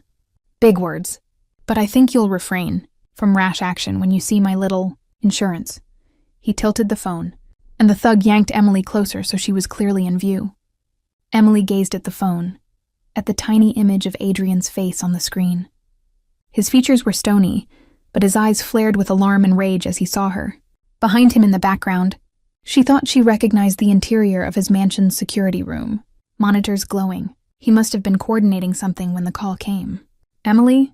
Adrian said, and just her name and his voice held a world of tension and something like regret. She mustered a tight smile for the camera. "I'm okay," she lied, voice unsteady. "He hasn't hurt us. Yet." Antonov tisked and shook the phone to recapture Adrian's attention. "Listen closely, Moretti. Here are my terms. You will transfer control of the docks at Pier 27 to me, tonight, and withdraw all your men from the east side. Also, that deal you have with the city councilman. What's his name? Harding? Cancel it, publicly." Emily's head spun at the list of demands. He was basically asking Adrian to cede territory, business, and political leverage. Adrian's face darkened on the screen. "You're delusional if you think—" I'll just hand that over. Antonov's pleasant facade slipped. He barked, "You have no leverage. I have your mother and this girl. Or do you not care what happens to your little helper here?" He jerked his head, and the thug holding Emily produced a knife, pressing the blade warningly to her side. Emily's body went rigid. A strangled sound escaped her lips as the cold metal bit through her thin shirt just enough to sting. Adrian's roar crackled through the phone. "Stop! Don't touch her, you sick—" He cut himself off, swallowing fury. When he spoke again, the effort to stay calm was evident. "Victor, let's not be hasty. You want those concessions? Fine. But I need proof of life and assurances. They'll be released unharmed once I comply." Antonov's eyes gleamed with triumph. "Agree in writing, witnessed by neutral parties, that you relinquish those holdings. Then you'll get these lovely ladies back, safe and sound. We can arrange the exchange tonight." "Adrian, don't do it." Catherine's voice rang out, full of anguish. "It's everything your father built." "Hush, dear Catherine," Antonov said with a vicious smile. He moved closer to her and aimed the camera so Adrian could see Catherine now. The older woman glared at the phone, trying to appear braver than she felt. Adrian's voice softened, trembling at the edges. "Mom, are you okay?" "I'm fine," Catherine managed, though tears shone in her eyes. "Don't worry about me, son. Do what you must." Antonov pulled the phone back to himself. "See? She'll be fine as long as you cooperate." "Tick-tock, Mr. Moretti. We should get paperwork drafted quickly, yes?" On the phone screen, Adrian looked down, conversing with someone off-camera in a hushed tone, likely his lawyers or advisors. Emily prayed he had some plan. He couldn't possibly give in to all this. It would gut his power. Not that she cared about a mobster's empire, but she knew surrendering would only embolden Antonov further. Who knew if the villain would even keep his word? Her eyes met Catherine's. The older woman subtly shook her head, as if warning Emily that Antonov might not honor any deal. Emily's mind raced for a way out. Her hands were still tied behind her, but the rope felt a little looser than before. She'd been unconsciously working at the knot ever since she woke. She continued to flex her wrists, ignoring the raw burn of friction. "I'll send a signed agreement to your phone within the hour," Adrian said finally, voice clipped. "But I want a meeting to hand over the originals, and for you to return my mother and Miss Carson. Somewhere public." Antonov chuckled. "You think me stupid enough to meet in public?" No. We'll do the swap at the old steel mill by the river, neutral ground.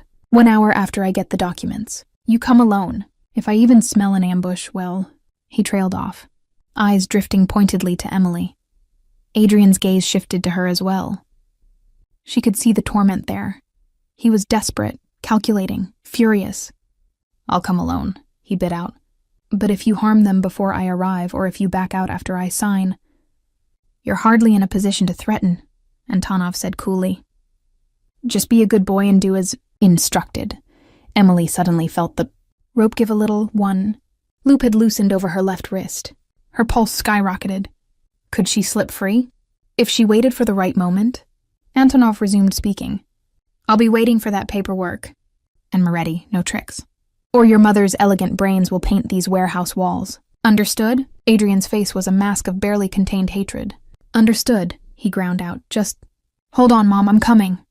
The call ended, the phone going dark. Antonov slid the phone away and exhaled, an ugly smile on his face. "That's that, then." He motioned to the thug with the knife. The man released Emily, shoving her roughly back toward the support beam. Emily stumbled and fell to her knees beside Catherine. Catherine immediately leaned toward her. "Are you all right?" she whispered. Emily nodded faintly. The knife hadn't cut deep, just grazed her skin. "I'm okay," she whispered back. Her fingers continued to work behind her, pulling at the slack around her wrist. She needed privacy or a distraction to fully free her hands without being noticed. Antonov's men were busy, one making calls in Russian, presumably to arrange the exchange, and another posting by the entrance as lookout. Antonov himself walked over to a shabby armchair set up near a desk, likely settling in to wait. "Now or never," Emily swallowed, catching Catherine's attention. In a very low voice, barely moving her lips, she said, "I think I can get loose. Don't react. Just keep talking quietly to me." Catherine masked her surprise with a small cough, then began to speak softly as if offering comfort. "Stay brave, Emily, my son will come." "He will." Emily bowed her head as if despairing, using the motion to hide how she wriggled her left hand, slowly, painfully, through the loosened rope loop. "When he does, get down," she whispered, voice nearly inaudible. Catherine gave the barest nod, continuing in a louder tone. "Adrian has resources. He won't let this stand." Whether Adrian planned an ambush or not, Emily wasn't going to wait passively and pray. If she could free herself and catch these thugs off guard, maybe she could create an opening at least enough chaos when Adrian arrives to tip the odds. Her left hand was almost out, the rope sawing at her skin. Just a bit more. One of the Russian-speaking thugs hung up his call and barked something to Antonov. Emily caught documents and, arriving, guessing that Adrian had already sent some digital proof of agreement. Good, Antonov said, sounding pleased. Fool's actually doing it. Emily's heart clenched. Adrian was sacrificing so much for them. Guilt and gratitude swirled in her chest. She hardly knew the man, and he'd treated her poorly. Yet here he was, ready to upend his empire to save them. Perhaps Catherine was right. Beneath his ruthlessness, he did have a heart. The thought steeled her resolve. She wouldn't be a passive damsel to be traded. She would fight for their freedom, whatever it took. At last, the rope slipped off her left hand. Emily nearly gasped in relief but caught herself.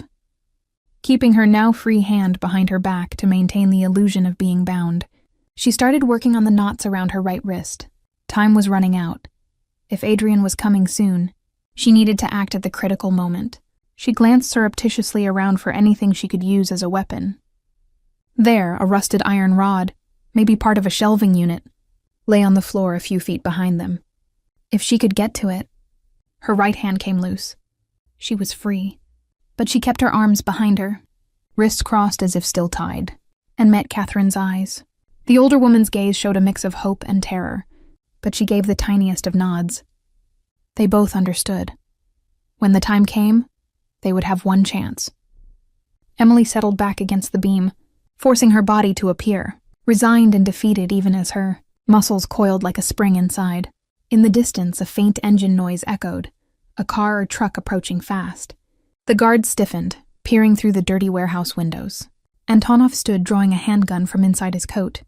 "Showtime," he said, licking his lips with predatory anticipation. Emily's pulse thundered in her ears. She braced herself. Adrian was coming, and one way or another, this nightmare was about to come to a head. The warehouse's corrugated metal door screeched as it was hauled open, letting in the glow of headlights from outside. Adrian Moretti stepped in through the gap, alone as promised, hands visibly empty at his sides. Behind him, the silhouette of a black SUV's headlights cast his tall frame in stark relief. Emily's breath caught at the sight of him. In the span of a few days, he looked like he'd aged years. His face was drawn tight with worry and wrath. He wore a black tactical jacket rather than a suit, and his eyes were scanning the dim interior hawkishly, likely cataloging every threat. "Adrian!" Catherine cried out, unable to keep silent. "Mom!" Adrian called back, voice echoing. His gaze snapped to where Catherine and Emily were by the support beam. Emily still kept her arms positioned behind as if bound, not wanting to give away her freedom just yet. "Ah, the man of the hour," Antonov said, stepping forward with his gun trained loosely in Adrian's direction. Two of his thugs flanked him, firearms drawn. "Very punctual, Mr. Moretti. Toss any weapons?" "Now." Adrian slowly reached into his coat and pulled out a handgun, tossing it sliding across the concrete floor. Emily noted he did it without hesitation, likely to keep Antonov at ease. He took a few more steps forward, hands slightly raised. "I'm here." "Let them go," Antonov snorted. "After our paperwork is safely verified. Where are the documents?" "My lawyer is on his way with the hard copies," Adrian said evenly. "He'll be here in 15 minutes. Antonov frowned, not expecting that delay. "We said tonight. I assumed you'd bring them. Yourself. You assumed I'd carry legally binding documents in my pocket during a hostage situation?" Adrian retorted with a cold smirk. "They're coming. In the meantime, you have me here. Release my mother and Miss Carson as a gesture of good faith." Antonov barked a laugh. "Nice try. They stay right where they are until I'm satisfied." He nodded at his men. "Pat him down." One thug holstered his pistol and approached Adrian cautiously, frisking him thoroughly. From her angle, Emily caught a glimpse of something, strapped at Adrian's ankle, another knife or weapon, before the thug removed it. Adrian had come prepared with a backup, it seemed. "All clear," the henchman grunted, holding up the small tactical knife he'd retrieved. He tossed it aside. Adrian's eyes flicked to Emily and Catherine again. "Are you both okay?" he asked, voice tight with concern. "We're fine," Emily answered, trying to convey steadiness. Her fingers twitched, itching to grab the iron bar behind her. Adrian's gaze shifted to her more intently, perhaps noticing something in her posture or expression. His head tilted a fraction, almost imperceptibly, but Emily caught it. Was he signaling? Trusting? Heartwarming, Antonov interrupted acidly. "Now let's get comfortable while we wait." He motioned Adrian closer. "Have a seat, Moretti, and do keep those hands where I can see them." Adrian obeyed for now, walking slowly to stand a few paces from Antonov. There was no chair. Seat was figurative. They stood facing each other amidst crates and shadows, a tense standoff of predator and prey, though who was which kept shifting by the second. Emily knew she might not get a better chance. Most of Antonov's crew were focused on Adrian, guns drawn. Only one thug hung back near Catherine and Emily, and he had his attention on the unfolding confrontation. Ever so carefully, Emily scooted her foot to hook the iron rod on the ground behind her and drag it closer. The faint scrape was lost in the echoing space. Antonov smirked at Adrian. "How does it feel, handing over your legacy? It must burn. Marco would be ashamed." Adrian's jaw clenched. "My father's not here. This is between you and me. Let my people go, and whatever score you have, settle it with me." Antonov's eyes gleamed. "Oh, I intend to. But first I'll savor taking everything from you." Emily's fingers wrapped around the cool iron bar. Her palms were sweaty. She slowly drew her arms from behind her back, hiding the rod along her leg, and carefully rose from her knees to a crouch. Catherine let out a soft gasp of surprise at seeing Emily free, but quickly coughed to cover it. The thug near them snapped his head around. "What are you doing?" "Stay down," he barked, stepping toward Emily, gun aimed. "Time to act." Emily exploded from her crouch, swinging the iron bar upward with every ounce of strength. The metal slammed into the thug's wrist with a sickening crack. He howled, gun clattering from his hand.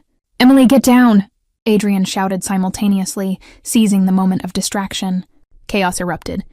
Catherine dropped flat to the floor as Emily had urged earlier.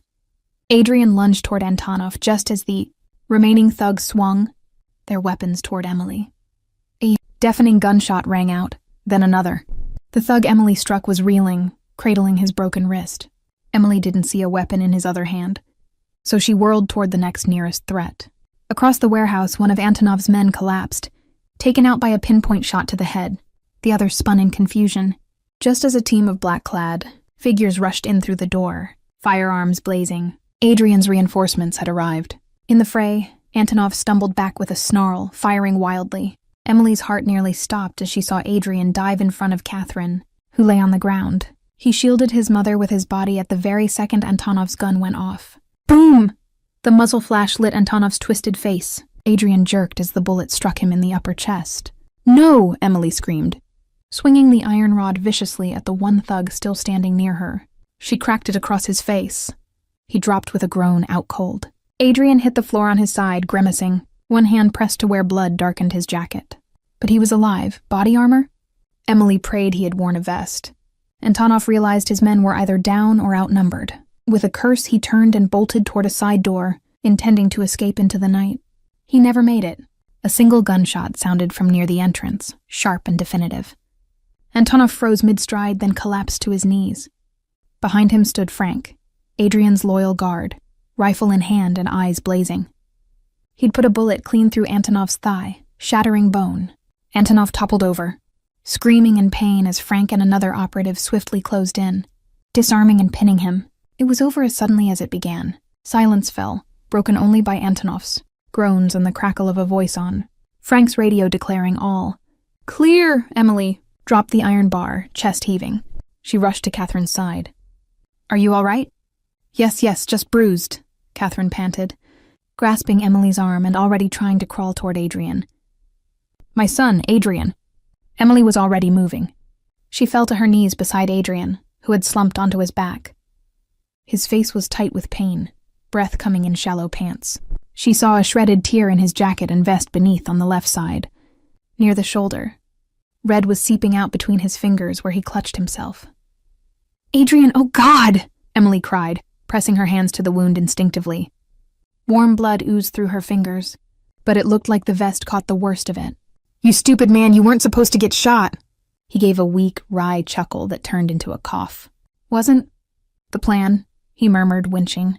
His dark eyes flickered up to her, full of worry. You're okay?" A sob of relief caught in Emily's throat. Even now, he was concerned for her.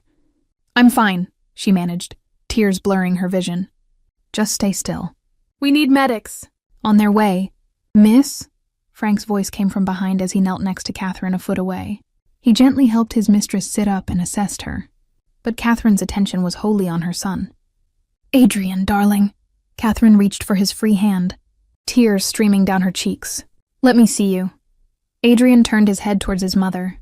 "I'm all right, Mom," he said softly, though pain laced each word. "I'm sorry. I'm so sorry you were dragged into this." Catherine shook her head, squeezing his hand. "Hush, you saved us. That's what matters." Emily kept pressure on Adrian's wound. Her hands were shaking uncontrollably now that adrenaline was ebbing. "You're going to be okay," she whispered, not sure if she was reassuring him or herself. "Help is coming. Just hold on, Adrian." He gave her a faint nod, eyes heavy-lidded. Now she stood by a small table arranging a tray of breakfast that the staff had brought up. Tea, toast, and fruit. She fussed with the teapot longer than necessary, mustering courage for the conversation that hung in the air. Adrian finally broke the silence, his voice soft. "Come sit. Emily, please." She turned to find him patting the mattress next to him. Even in recovery, Adrian maintained an aura of quiet command. Yet there was a new gentleness in his expression that put her at ease. Emily obeyed, perching on the edge of the bed. "How are you feeling? Do you need another pillow, or—" He shook his head, a faint smile on his lips. "I'm all right. Doctor says the bullet passed cleanly through the muscle. Missed anything vital thanks to the vest and probably my father looking out for me," he joked lightly. Emily let out a breath of relief she didn't realize she was holding. "I'm glad," she said earnestly. Her gaze dropped to her hands.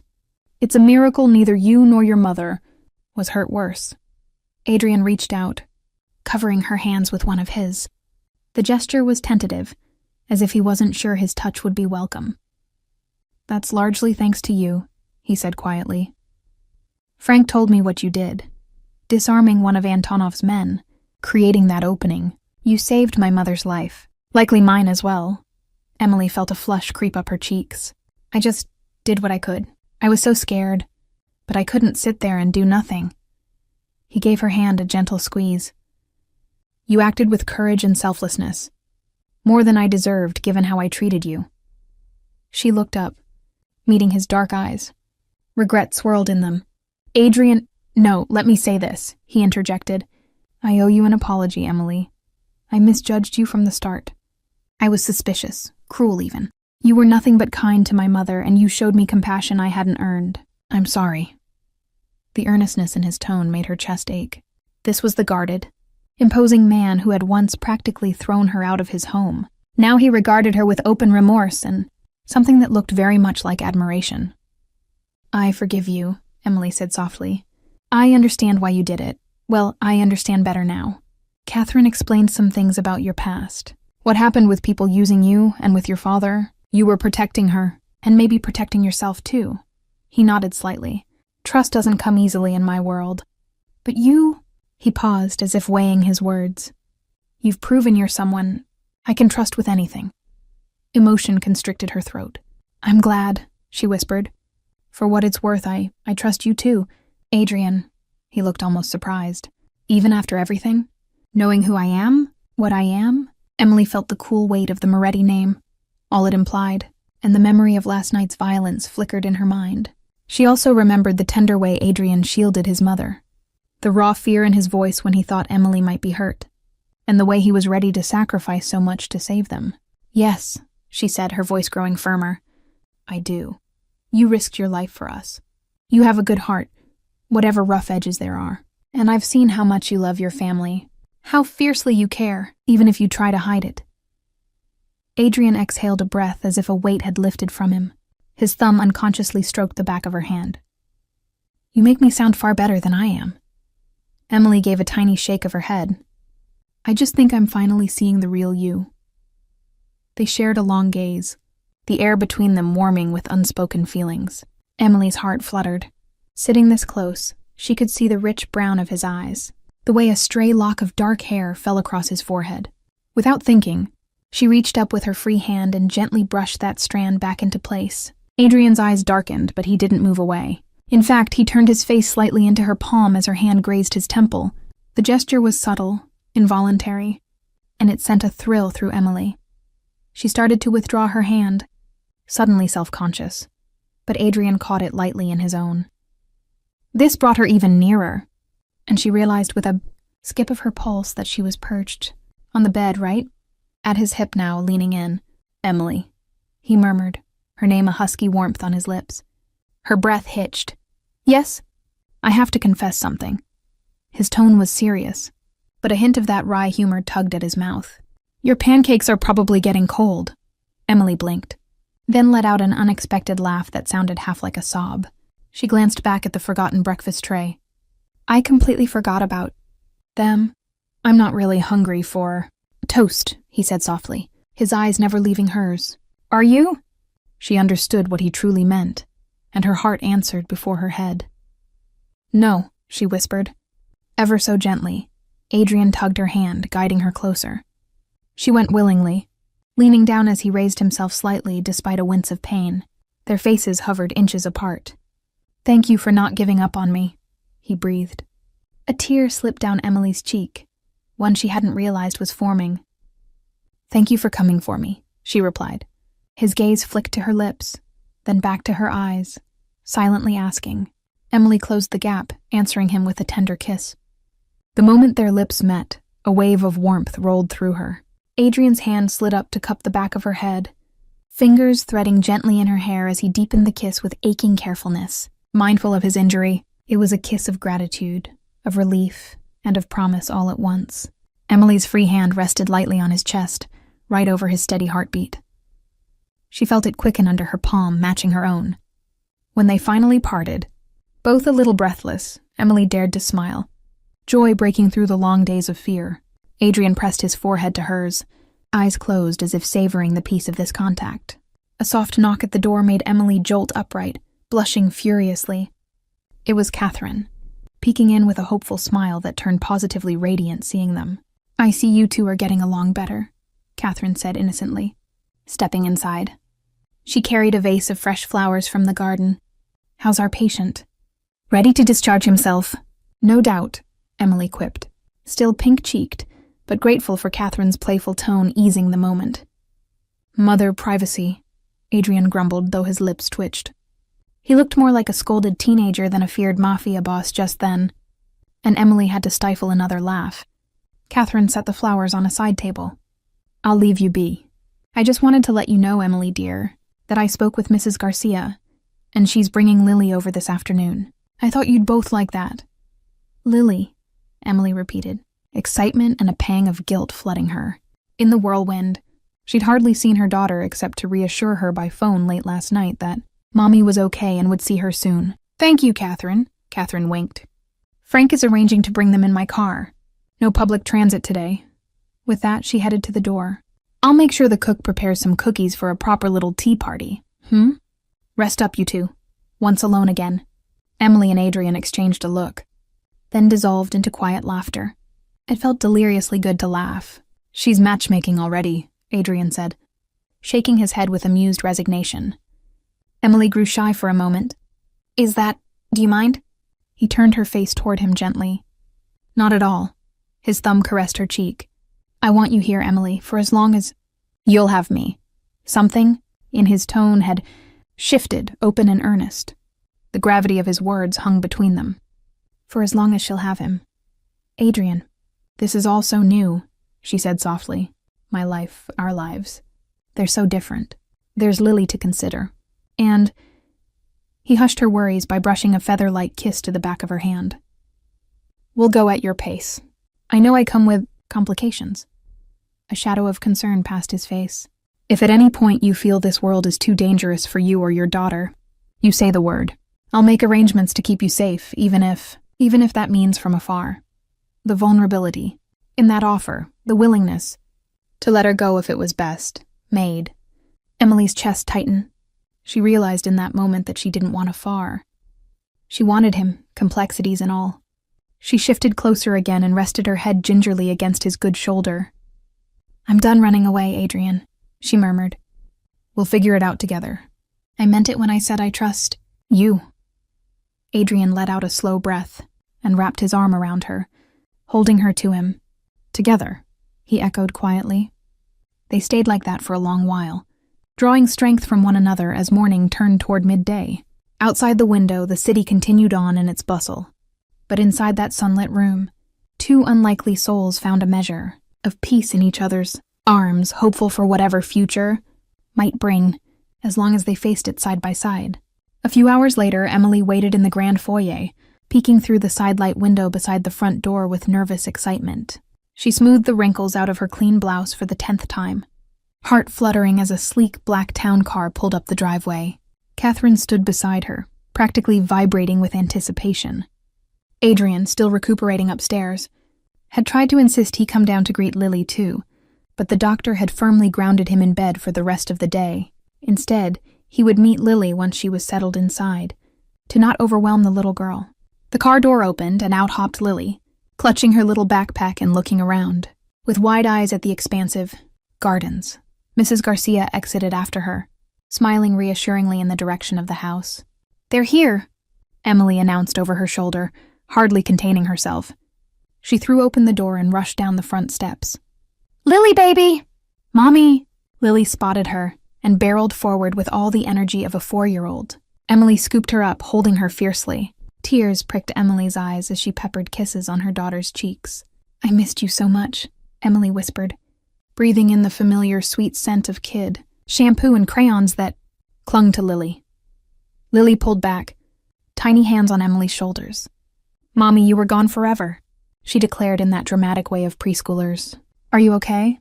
Grandma Garcia said you were with a friend. I'm perfectly okay now, Emily assured her, voice thick. And yes, I was with a very good friend who took care of me. By then, Catherine had reached them.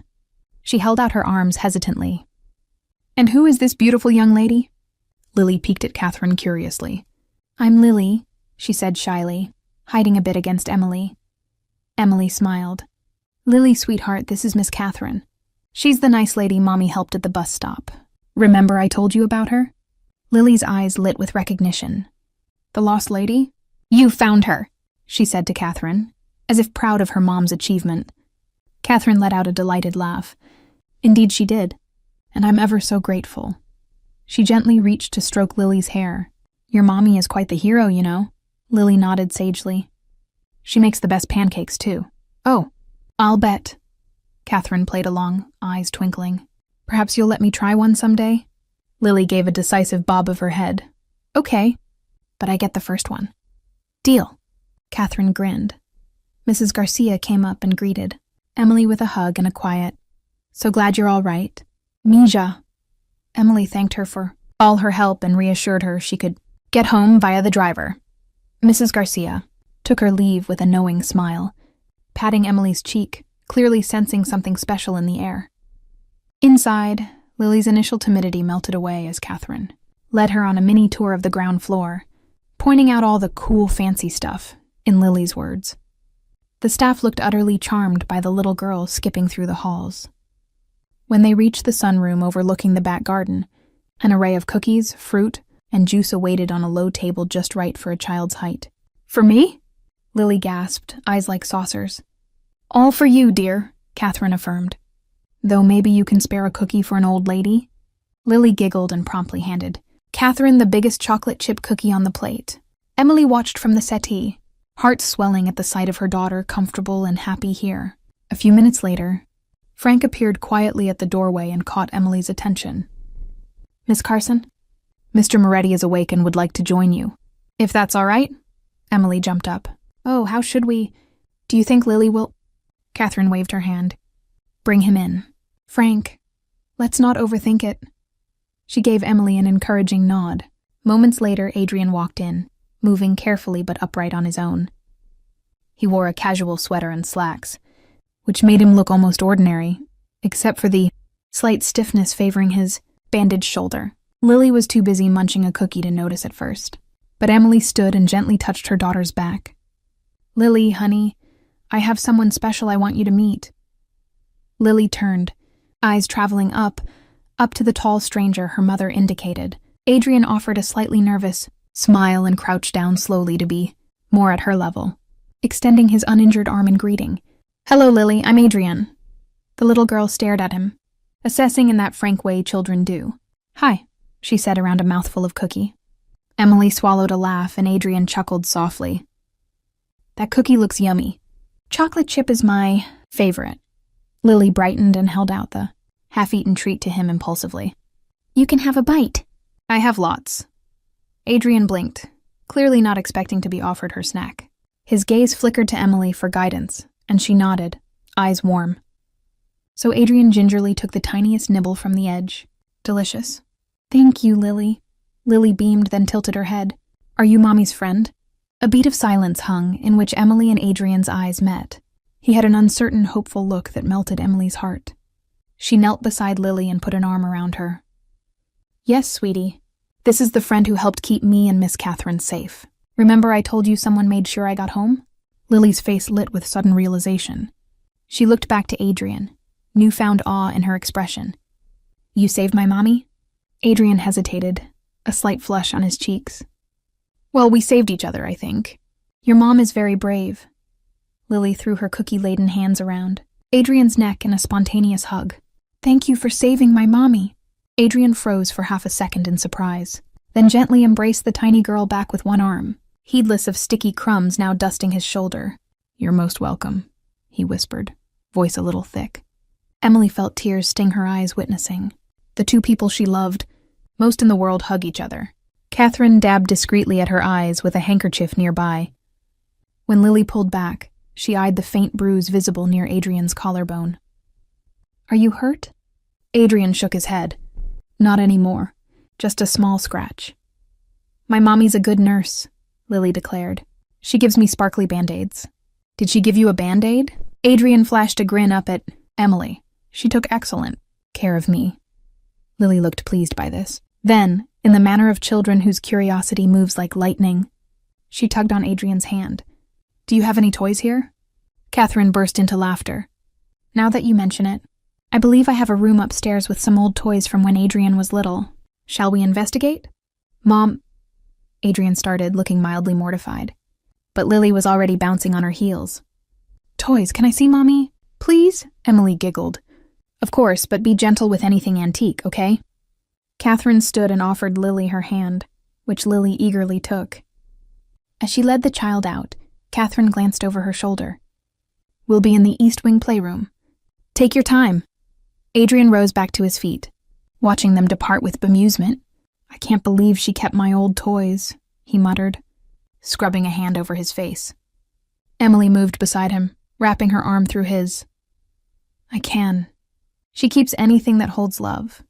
He smiled down at her, then exhaled deeply. "That went surprisingly well, I think." "She adores you already," Emily affirmed, resting her head against his upper arm. "Though offering her cookie was a power move. I'll cherish that. Half-eaten cookie crumb as a badge of honor," he joked.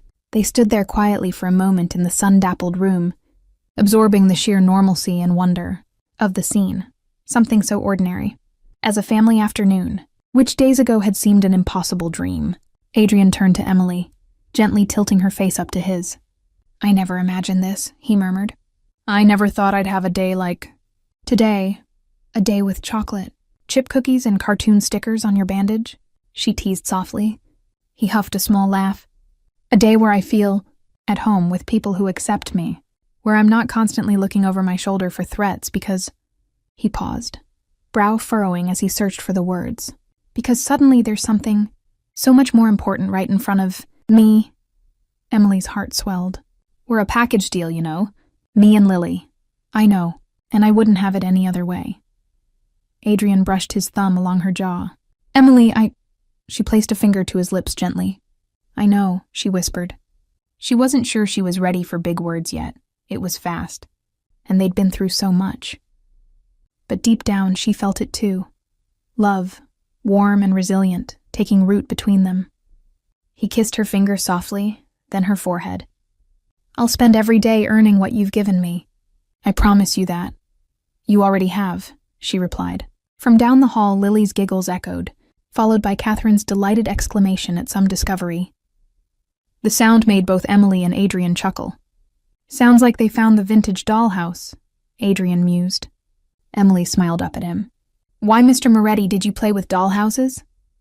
He smirked, feigning offense. "It was my sister's, I'll have you know. I merely supervised construction." She laughed and leaned up to peck his cheek. "Whatever you say." Adrian wrapped an arm around her waist, pulling her close as they slowly headed toward the sound of laughter and play. In that moment, walking arm in arm through the halls that no longer felt imposing but instead strangely cozy, Emily realized how natural this felt, being at his side, with Lily under the same roof. There would be challenges ahead, surely. Adrian's life came with shadows that wouldn't vanish overnight, and Emily's life would need adjustments to fit into this new world.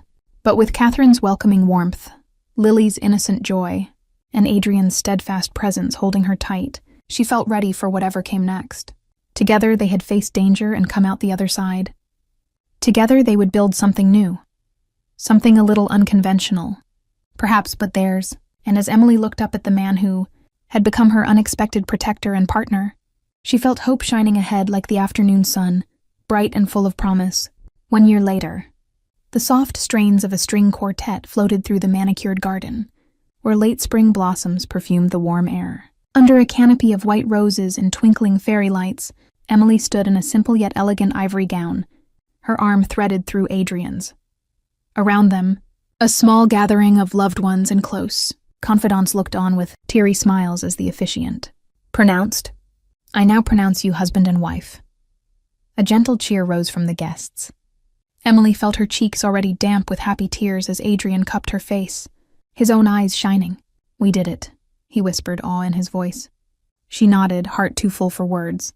With a radiant smile, she tilted up and met his lips in a sweet, lingering kiss to seal their vows. Applause and whoops erupted, none louder than Lily's excited squeal of, "Yay, Mommy and Daddy." "Yes, Daddy." In the months following that fateful rescue, Adrian had gradually become exactly that in Lily's eyes. He read her bedtime stories, bandaged skinned knees, and snuck her extra dessert when Mom wasn't looking.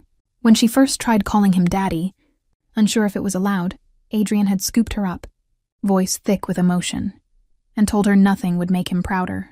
Now Lily bounced on Catherine's lap in the front row, tossing flower petals from her basket in celebration. Catherine laughed, catching a few petals in her hair, and pressed a kiss to her granddaughter's cheek. Granddaughter, another new role that seemed to fill a long-standing ache in Catherine's life. She looked years younger these days, busying herself with play dates and school pickups whenever Emily would allow. Emily and Adrian broke the kiss and turned to face their friends and family. Megan, standing beside Emily as maid of honor, was dabbing her eyes and grinning ear to ear. She shot Emily a playful wink that clearly said, "I told you so," even if originally she had warned her off. Megan had come around, wholeheartedly once she saw how gentle and devoted Adrian became with Emily and Lily. Frank, and a few other of Adrian's most trusted men stood by as well, a security team doubling as groomsmen, Megan had teased. They gave respectful nods, clearly pleased to see their boss so happy and at peace. The past year under Adrian's leadership had seen a surprising shift. After the fallout with Antonov and the truce that followed, Adrian had begun steering many of his enterprises toward the legitimate side. "Less bullets, more balance sheets," he joked one night. Emily knew he did it to build a safer life for their new family. It was an ongoing journey, but one he was committed to. As the newlyweds walked down the aisle together, hand in hand, Lily scampered ahead of them as their self-appointed wedding princess. She scattered the remaining petals in her basket all over the pathway, making them laugh. Under the reception tent, sunlight and laughter mingled. Emily found herself swaying on the dance floor for the first dance, wrapped in Adrian's arms as a lilting melody played. He gazed down at her with an almost boyish joy. "Happy?" he asked softly, resting his forehead against hers as they moved in gentle circles. "More than I ever thought possible," she answered truthfully. Her eyes drifted to where Lily was spinning in her poofy flower girl, dressed next to Catherine. Megan had joined in, holding Lily's hands and twirling with her, both of them giggling. Emily returned her gaze to her husband, and marveled at how life can twist and turn. "What about you? Regrets trading the bachelor life of danger for this?" Adrian let out a content sigh. "Danger has nothing on this," he murmured, brushing a kiss on her nose. "No adrenaline rush compares to waking up with you in my arms and hearing Lily creep into our room to pounce on us at 6 a.m. Emily laughed, her heart fluttering. They had indeed settled into wonderfully mundane routines. Family breakfasts, movie nights, bedtime stories. Things Adrian once believed he could never have. He cherished with almost childlike wonder. "And no boardroom victory," he continued, "comes close to hearing Lily call me Dad, or seeing you walk toward me down the aisle." Emily felt tears threatening again. "You're going to make me cry all over this pretty dress," she chided lightly, resting her head against his chest. He held her a little tighter, swaying to the music. "I love you, Emily," he whispered into her hair, words he had been saying more and more freely with each passing day, and each time still made her glow. "I love you too," she whispered back, closing her eyes and meaning it with every fiber of her being. A throat cleared nearby, and they looked over to find Lily standing at Adrian's side, tugging his pant leg. "Can I cut in, Daddy?" she asked in a serious tone that made both Emily and Adrian chuckle. "Absolutely, Princess," Adrian said solemnly. He scooped Lily up into his arms, careful of his shoulder, which was fully healed, but still sometimes stiff. Lily wrapped her arms around his neck and rested her head on his shoulder contentedly. Joining their dance, Emily placed a hand on Lily's back, and the three of them swayed together as a family. Over Lily's curls, Emily saw Catherine and Megan watching with tissues in hand, and even Frank pretending not to wipe an eye. In that moment, Emily felt like the luckiest woman alive. What began as a small act of kindness at a bus stop had unfurled into a journey she could never have imagined, one of terror and tenderness, of risking her heart and finding it safe in the hands of a man who was once her greatest fear and now her greatest love. Their road had not been easy. It had been paved with bullets and secrets, trust hard-earned and dearly kept. But every twist led them here, to this garden blooming with new beginnings. Adrian caught her gaze over Lily's head and smiled. That special, soft smile he reserved just for her. No words were needed. In his eyes she saw the promise he'd made the day he proposed, to cherish and protect their little family, come what may. And in her own eyes, he saw the promise she'd made in return, to stand by him and brighten his world, the way he had brightened hers. As the afternoon sun glowed golden around them, and the music played on, Emily Moretti, closed her eyes and held her family close. Her life had indeed changed in ways she never expected. It was richer, fuller, and yes, far happier than any dream she might have had.